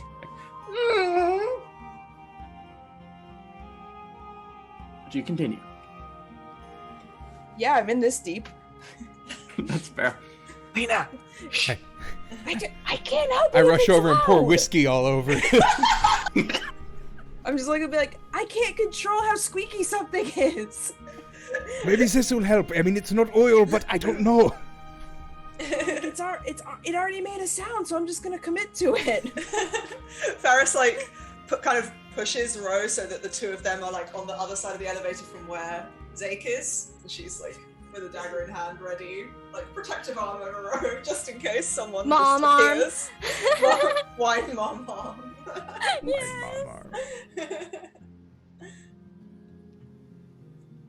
All right. Yeah. So, Lena, you continue to yank this safe open, and the whiskey makes a slightly more wet noise, I guess. It's better. It's Like a better. splorch. Notably, the scraping noises from the thing grinding against the floor, not the hinges. Yeah. So it continues Yeah. to make that horrible scraping Like, I'll just noise. open it, like, wide enough for me to get into, like, for me to get in it. Sure. I don't need to open it all the way. And right as you're peeking around the corner, the elevator stops thrumping, and the doors start to open up. Zeke moves And- right in front of the doors opening. It's like, Zeke, as you move in front of the doors opening, you see two metallic crafted automatons with spiky iron. And they have like glowing red eyes, and they immediately say, "Password." robots!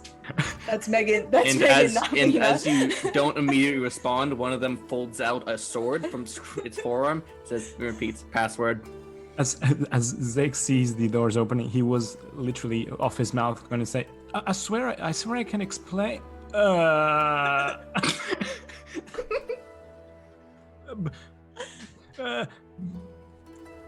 I? He says, You're supposed to be the smooth one. going for the scimitar at the same time. I? What was the Popping dude's over Lena name for a again? there was Brandon Darnell. Lord Brandon Darnell. She'll just yell, Lord Brendan Darnell, in the hopes that he's arrogant enough to use his own name as a password. Password is That essentially much of a just narcissist. password. I mean, yeah, you All know. right, Lena, as you peek in, you see two boxes that are kind of like jewelry boxes in shape and form. A very large sword, a slightly smaller sword in scabbard, and a lockbox on the floor, which is much bigger and seems to be bolted to the floor.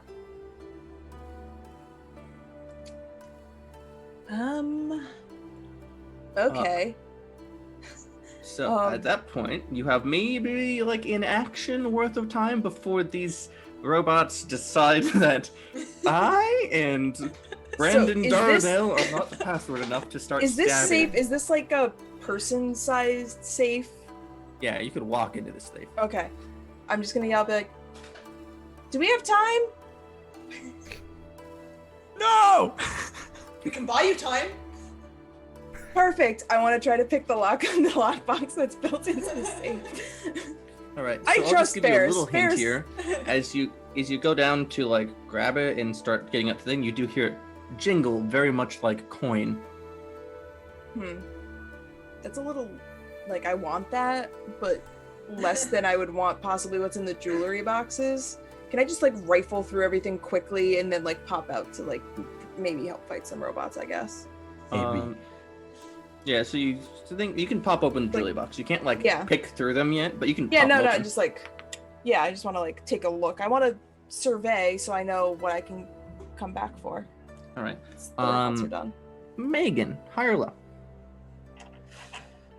Oh, Uh-oh. hi. Uh-oh. It's high, right? Hi. It is not always high. So you reach Yeah. out for the left box first. You know, maybe it's human nature. You know, you go left to right. You pop it open, and noxious gas begins to spill forward. Because one of the boxes was a trap. Oops. But drop Lena's that not like it's. I'm gonna drop that like it bit me. Yeah. Given that, we're going to jump into actual combat. So as the protagonist, once again, you get to act first. These robots have unfolded blades and weapons and have dropped into a bit of a battle stance and are ready to multi-attack the fuck out of you. Oh, damn. Great. That sounds awesome. So, yeah, so it's Maybe he as- likes Tolkien. Try Battle He's a Tolkien nerd. Yeah, sure. Definitely it. Oh, damn. Okay, so Zake's just going to continue to unsheath his sword, his scimitar, and just blurt out random words. Pigeon, sky, Baron Kovlax, whatever his name was. That was correct. Yeah, Ruby. And at the same time, you see as it's because both robots are still inside the elevator, right? Yep. Okay, so you see him as almost jump into the side of the elevator and propulse himself with his feet off the wall and just lunge towards one of the robots with a scimitar. Ooh. And this his signature move, high up attack for his wild attack. So let's do that. Ooh. That's cool. For folks at home, this is you attack with reckless power, disregarding your safety. So, yay. Come on, one of us has to Half be dead together. already. Ooh, that's 13. Hey, that's not nice. So you deal double damage. Yes, I do. So for No, the I folks at believe home who that is- don't know, that's 4. Yes, correct. I was going to ask you if it was 4 because I thought it was 4, but wasn't sure. So your scimitar, you said? Yeah. Strikes home, slashing off a chunk of this thing's shoulder armor. As I scream, Faris! Nah, I'm good. They say, password not accepted. No shit. I don't think that was it. So as you do that, so the way just a little snapshot of the initiative works, y'all just do it in the order that feels right for you, / I help with that. So for me, next feels like Ferris. Yeah, That works. I agree. Farah seeing these robots just like descending on Zeke. Once again, her eyes glow gold for a moment, and then all the tattoos on her body ignite, and she shouts, Solarith, and I will use Thunderous Word, which deals 2 damage to up to 3 creatures. So I'm just targeting the robots because I get to pick. But you And don't want to hit Zeke? I do not want to hit Zeke. I mean, I could, it Surprising. would be funny, but so yeah, this like wave of solar energy just like comes directly out of her and knocks back the 2 robots and deals 2 damage, and they are also briefly dazed and cannot use special abilities during their next turn. All right, they get thrown against the back.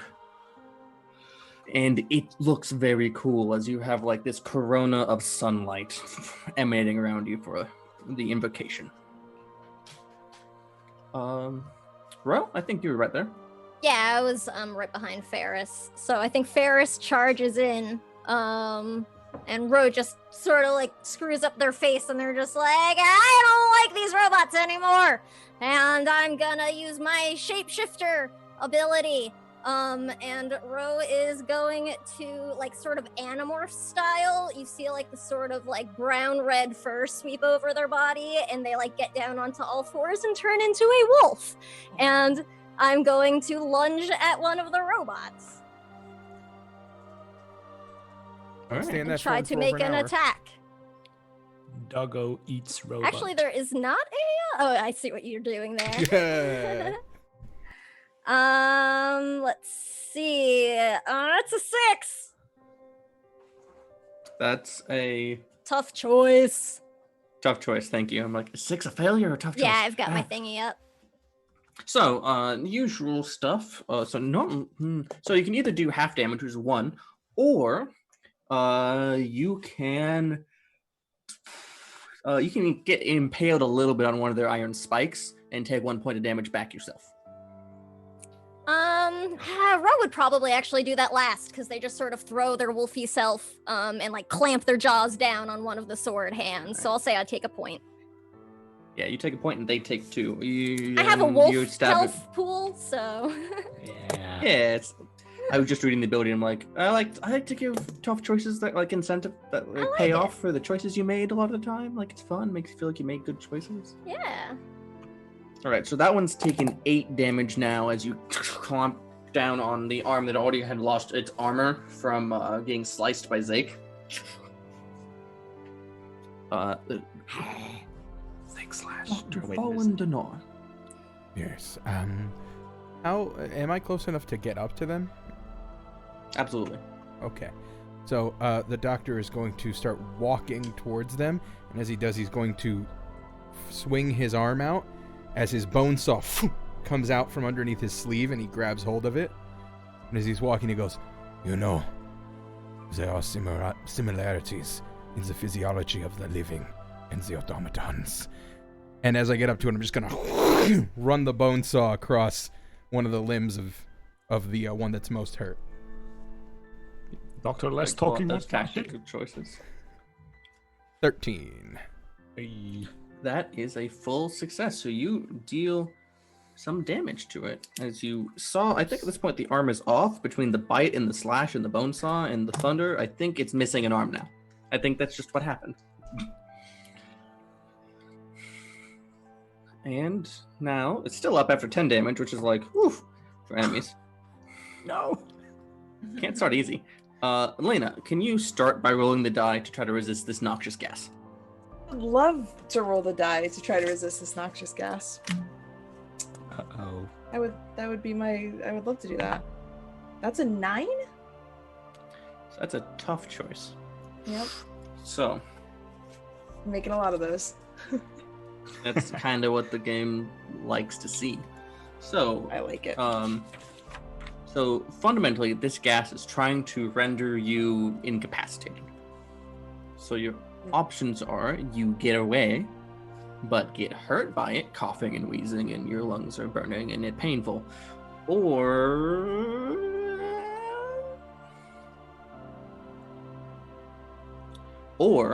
you do it by closing the safe with sealing the gas inside. Oh, I don't want to do that because I don't have to open it again. I will run out of the safe. All coffee. Ouch, my lungs. All right, you take. Because I assume the gas is finite. Oh Jesus! I assume the gas is finite, so the gas will eventually stop gassing, and I can go back in and get the stuff. That's the dream. Maybe. Oh, this girl. What have I gotten myself slightly into? Heavier than air, so it starts to pool and kind of flow out of the safe, very not menacingly. I'm just gonna like run out and be like, "Don't breathe that. It's bad."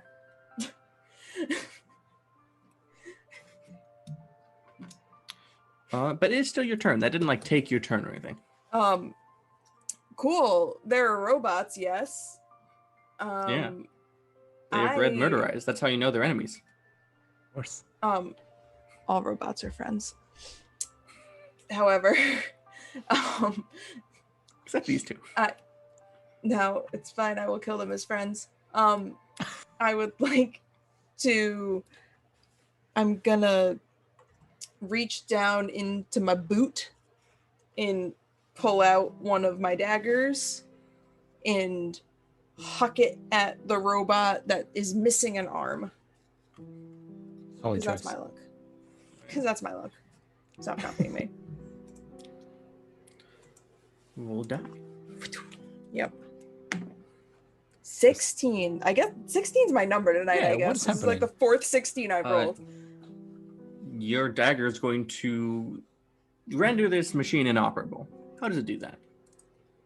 I think like I'm looking at it as it's like asking for a password, and I'm just gonna like kind of like aim my sight and just like toss it and get it like right into one of its murder eyes.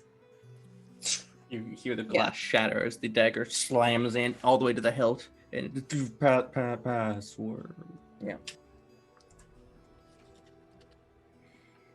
Yes. Like, I'm just right, they have to go, and they still can't use special abilities. Sad face. But it still gets to stab a few times. So Ferris and Zake and Doctor and Ro are all within stabbing range. This is a crowded elevator. God damn it. Yep. The thunder got past also weight knocked them capacity. back. I don't know how far it could knock them back in this space though.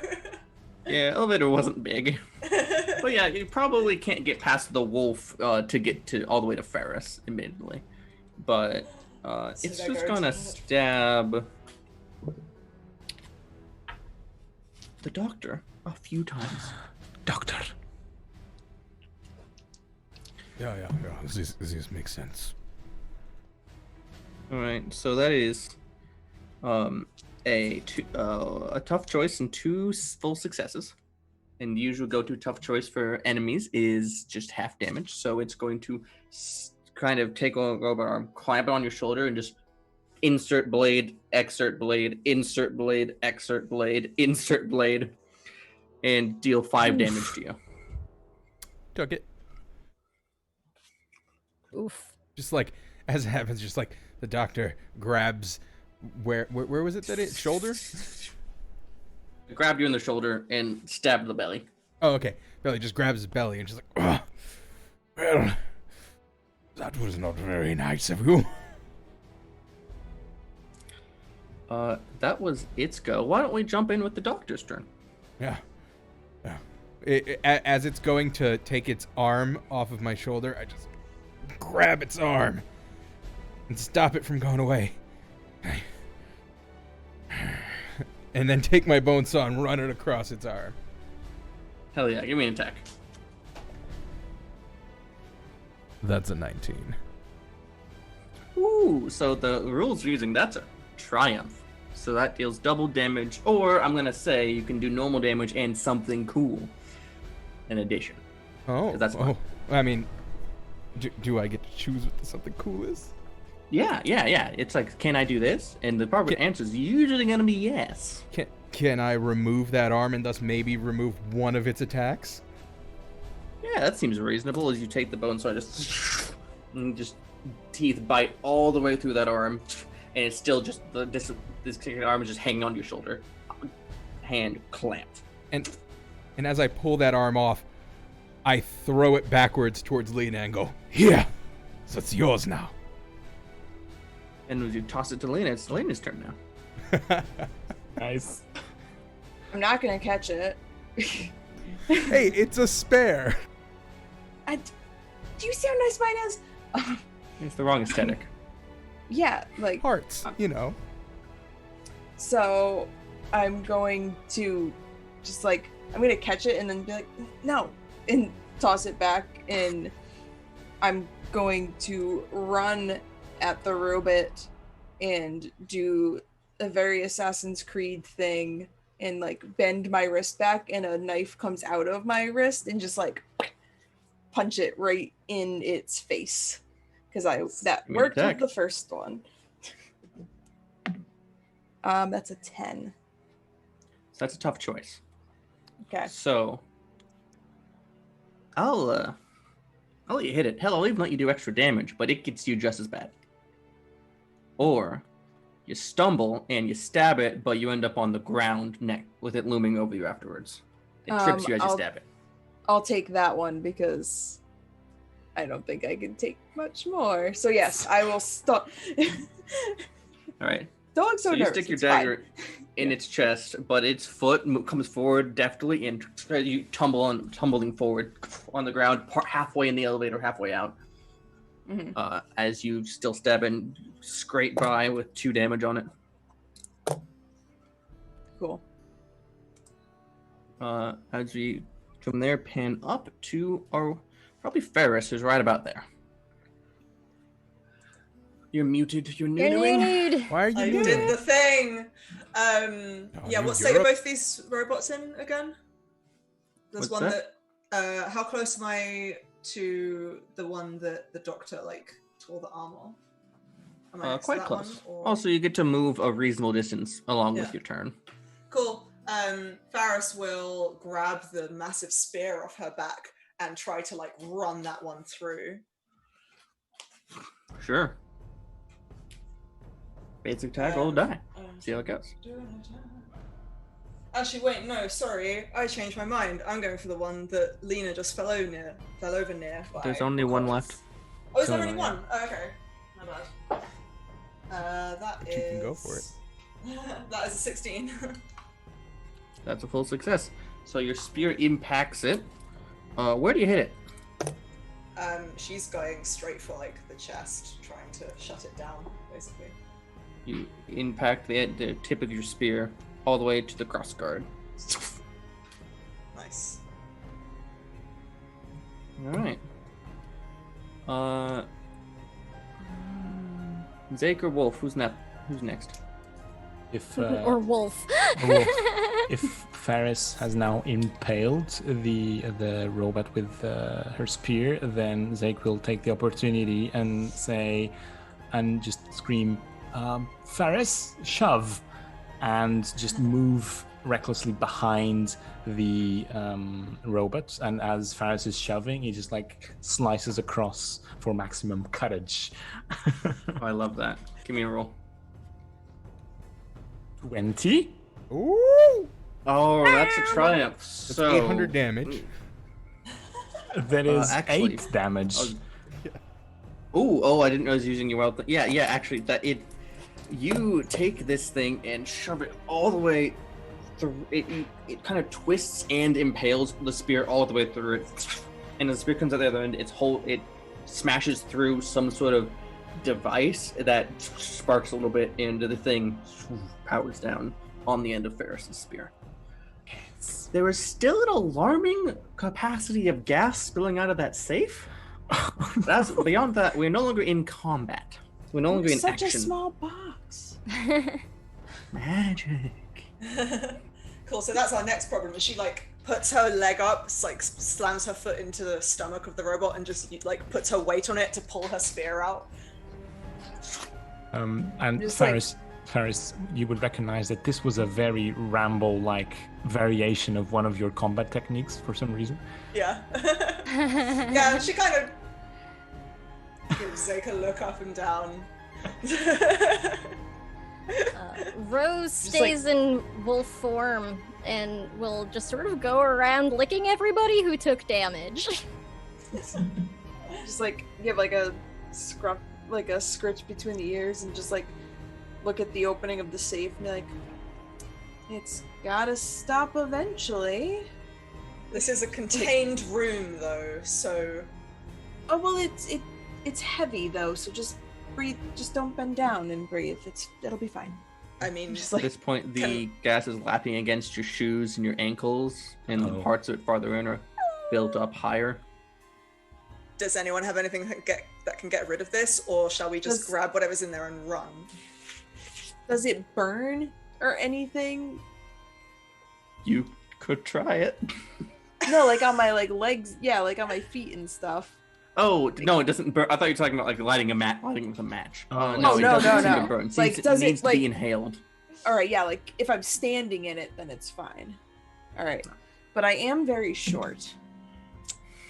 Yeah, honestly, I'd be more concerned about the wolf, whose face is a little lower down. Yeah. Be like, Rose, stay. Don't breathe this. Stay back, okay? Okay. And I'm just like looking at it, like, there's a safe full of coin in there. I know. There's a jewelry box. There's some really cool swords. That's not what we're here for. What about the eye? We don't have time. I don't. Didn't get the second jewelry box open, notably. Hang on, and I'm gonna dash in and try to grab the other jewelry box and dash out. I'm gonna like take a deep breath and hold it and. Yeah, so Zek's following with Lena as well, mask up, obviously.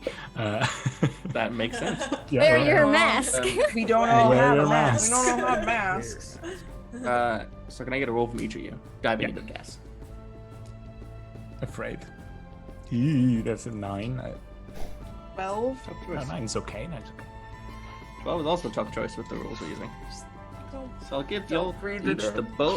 the same tough choice, which is either you can't hold it as you're going through, and fun fact, it doesn't sting your legs, but it does sting your eyes. And you actually end up breathing some of it in, are going to get somewhat hurt, or you get rebuffed by it and you gotta tap out and go back. No, Zek will power through. He's still healthy. All right. If Lena sees Zeke pushing through, she's gonna really want to push through because she's stubborn, but will hold back because she's breathed it in once before and is like, nope, that Alright, sucked so you real pop back. bad. Eyes watering. Yep. Zeke, you get in. Yeah. Into the safe that's barely open. And you haven't actually seen in here, so you feel around because the gas is opaque. Yeah. Oh, at this shit. Yeah. thickness. and you feel a couple swords, and you feel where the gas is coming from the box, and you kick kind of the lockbox on the ground. It's bolted down and it rattles, and you can feel also the closed jewelry box. Okay. So first of all, if he sees that the smoke is still billowing from that one box, he tries to close it, which totally works. It pops shut. And then which he doesn't moves immediately on. help. Will probably help in the future. Exactly. Yeah. If we have more time, then it might be helpful. and yeah, so he feels around the other, because there's only 2 lockboxes, right? There's a lockbox on the ground. There's 2 jewelry boxes. Oh, the jewelry one on the box, right yeah. never got opened. And then there So- are 2 weapons: a big ass sword and a smaller sword in a scabbard. Okay. So he definitely tries to go towards the second jewelry box that hasn't been opened, in hopes that that's what they're here for. All right. Do you open it? If it's not locked, yeah. It's not locked. You just pop it open, and you just put your fingers in it, and you feel some trinkets and stuff, but you also feel in the center of it a big, cold, dense ball of iron with that kind of veiny texture. Okay, immediately grab just that, and as I'm going back, swipe one of the swords that's there. The big one. Sword or probably. smaller sword? Is it a big sword? I mean, like Dark Souls style greatsword, like. Small one. Okay. So grab those 2 Right. things and Oh, get sweet. out as quickly as possible before this gets You get out, unbearable. and as soon as you get out, you just use your back and close the safe to keep as much of the gas in there Smoke as possible. inside. And you're able to breathe safely after a minute. Well, that's impossible to go back inside, so either we are very lucky and no one else comes for us and we can grab it, or we get the fuck out now. Did you? What was in it? Did you get it? And just hold up the veiny dark stone. Oh hell. Fantastic. Let's Or about go. that big, super dense, cold to the touch, and actually, as you look at it, it's all the same monochromatic black, but there is definitely an eye etched in it on one side. Not weird at all. Right. Shame to leave those things behind, but let's get the hell out of here. No.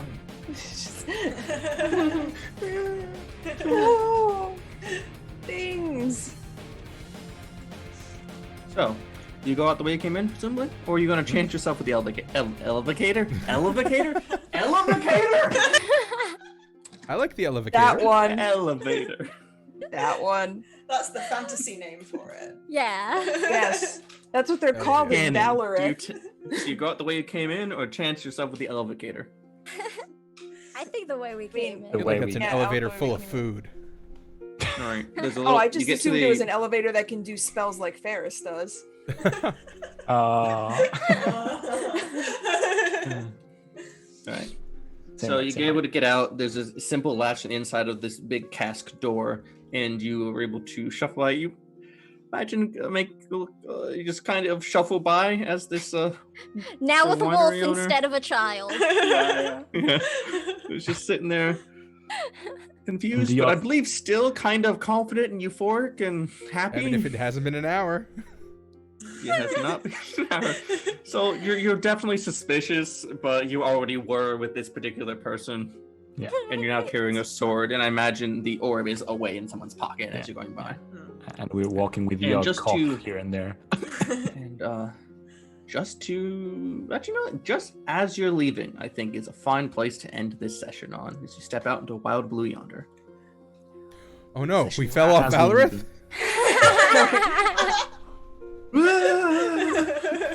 No. As we leave outside, I take the orb from one of my pockets and Lena,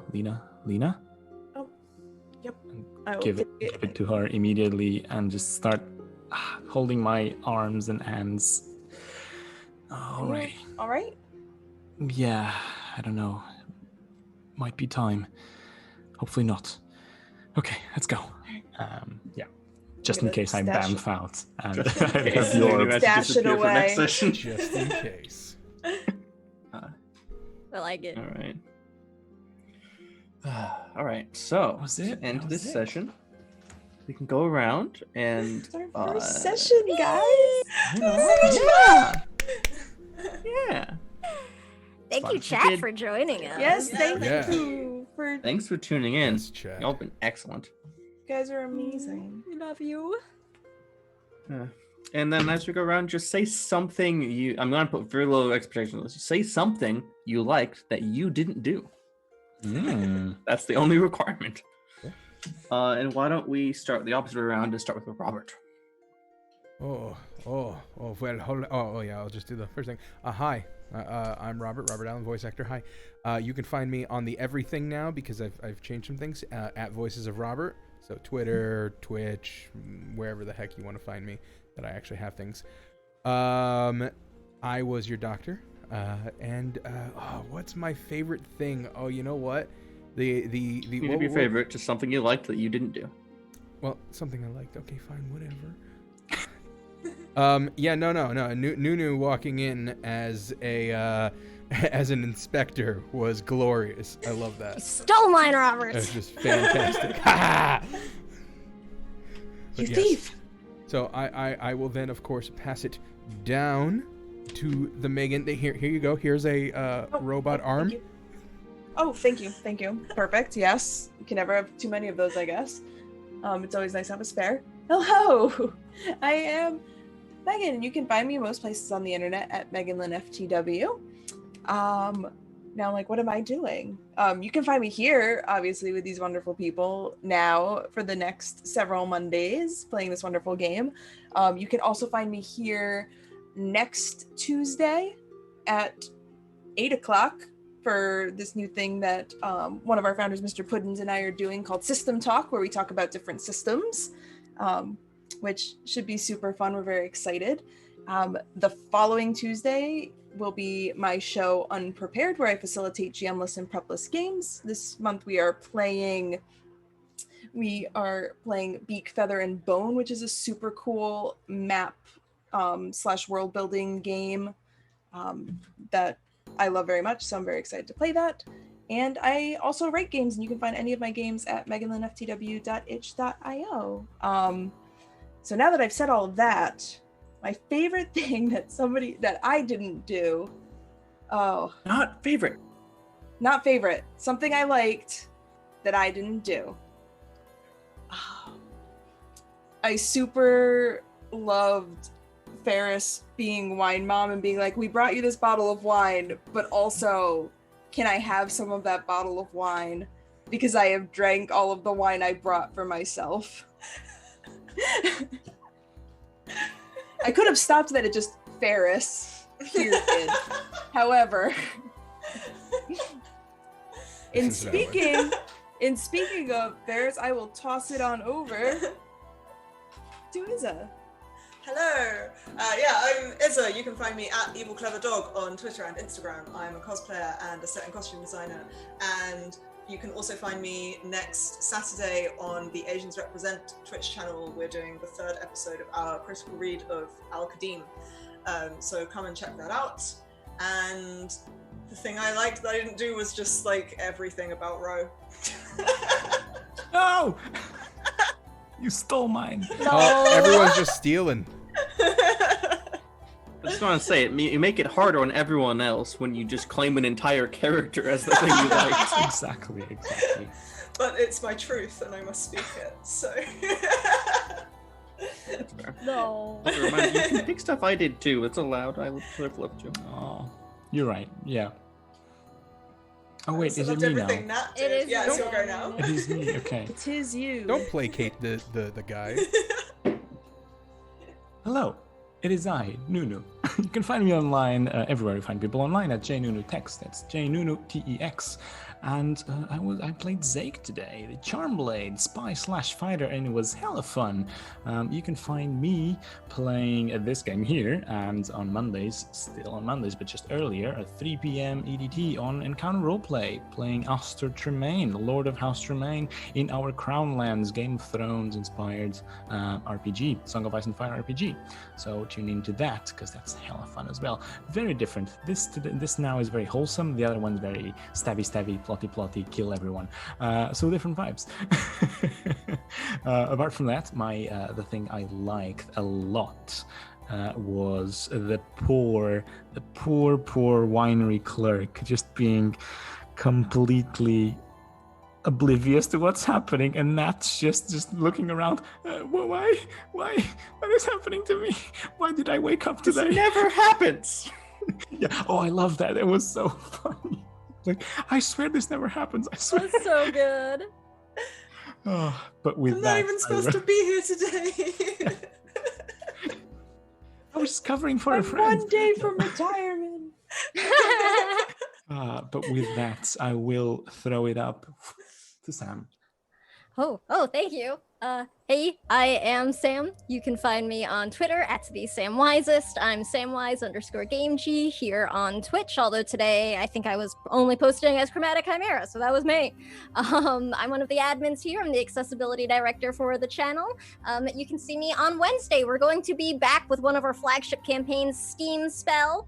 We are back for season 2. We are going to have an all roleplay prologue, finishing up some big conversations we didn't get to for the epilogue between seasons. So if you like intense roleplay, come and check it out. It's going to be emotional and really good. Otherwise, I am right back here on Mondays, and alternating Wednesdays, I am in our Fantasy Age campaign, Agora's Bells. And on Friday, August 21st at 7 p.m. Eastern, I'm going to be running a one-shot of my first TTRPG that I've written, which is a honey heist hack inspired by Star Wars called Robots and Rebels. Come and check it out. Is this going to be playing with us? So come and see the first time I'm running my first game. Robots! Let's see. This something house, we love robots. we do. We really do. We love robots a lot for a fantasy gaming group. We love robots. Really sorry about the murder bots. No, Felt don't bad be, they as soon were as I did it. wonderful. It's okay.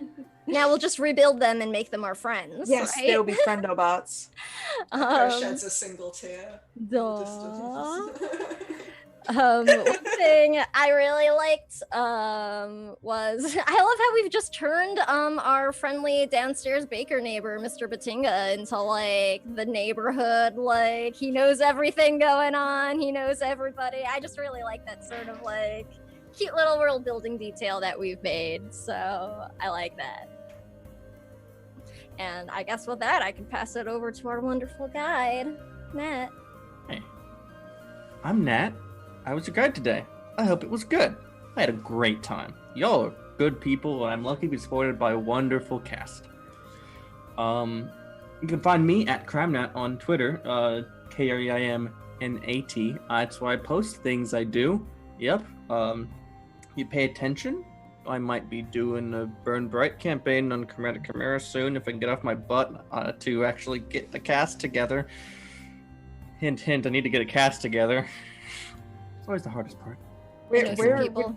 Where would you find people interested in playing Burn Bright? I have no idea. Yeah, did you say something about Burn Bright? Yeah, I mean, are we That's talking good Burn Bright? Space cats. Are you talking?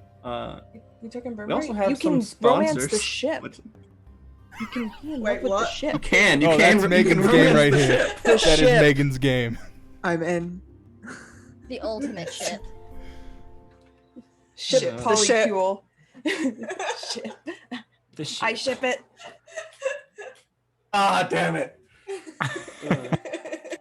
We have sponsors of Tabletop Loot and Heartbeat Dice. Tabletop Loot, you can use code SHIELDMOM, 15% off, and Heartbeat Dice, you can use code Chromatic. The VOD rule should be up Wednesday. Come back next week. And for more, same time, same people, plus or minus a new, if we're lucky. And just say something that I really liked that I didn't do was something I explicitly didn't do, which was all of you taking the shit and smacking the world with it and changing the world and battering and ramming it into the shape that we wanted. Like, we cannot tell where we're going at the beginning of this session. Like, there was no winery at the beginning of the session. It didn't exist. And that's something beautiful we did together. Nat, the winery always existed. In our In your hearts. I love I y'all. agree with Tyler. 2 Nunus next week. We're gonna make it happen. You Yes. love you all. That It would was be hard a- taking those weeks off, y'all. That would be a nice. Yeah, really nice. It's so nice to be back. It is. So I guess thank you I'll all chuck it to for- Sam to raid us off somewhere, Yeah. and Yeah. Yeah, for Sure. anything else sure. I've forgotten.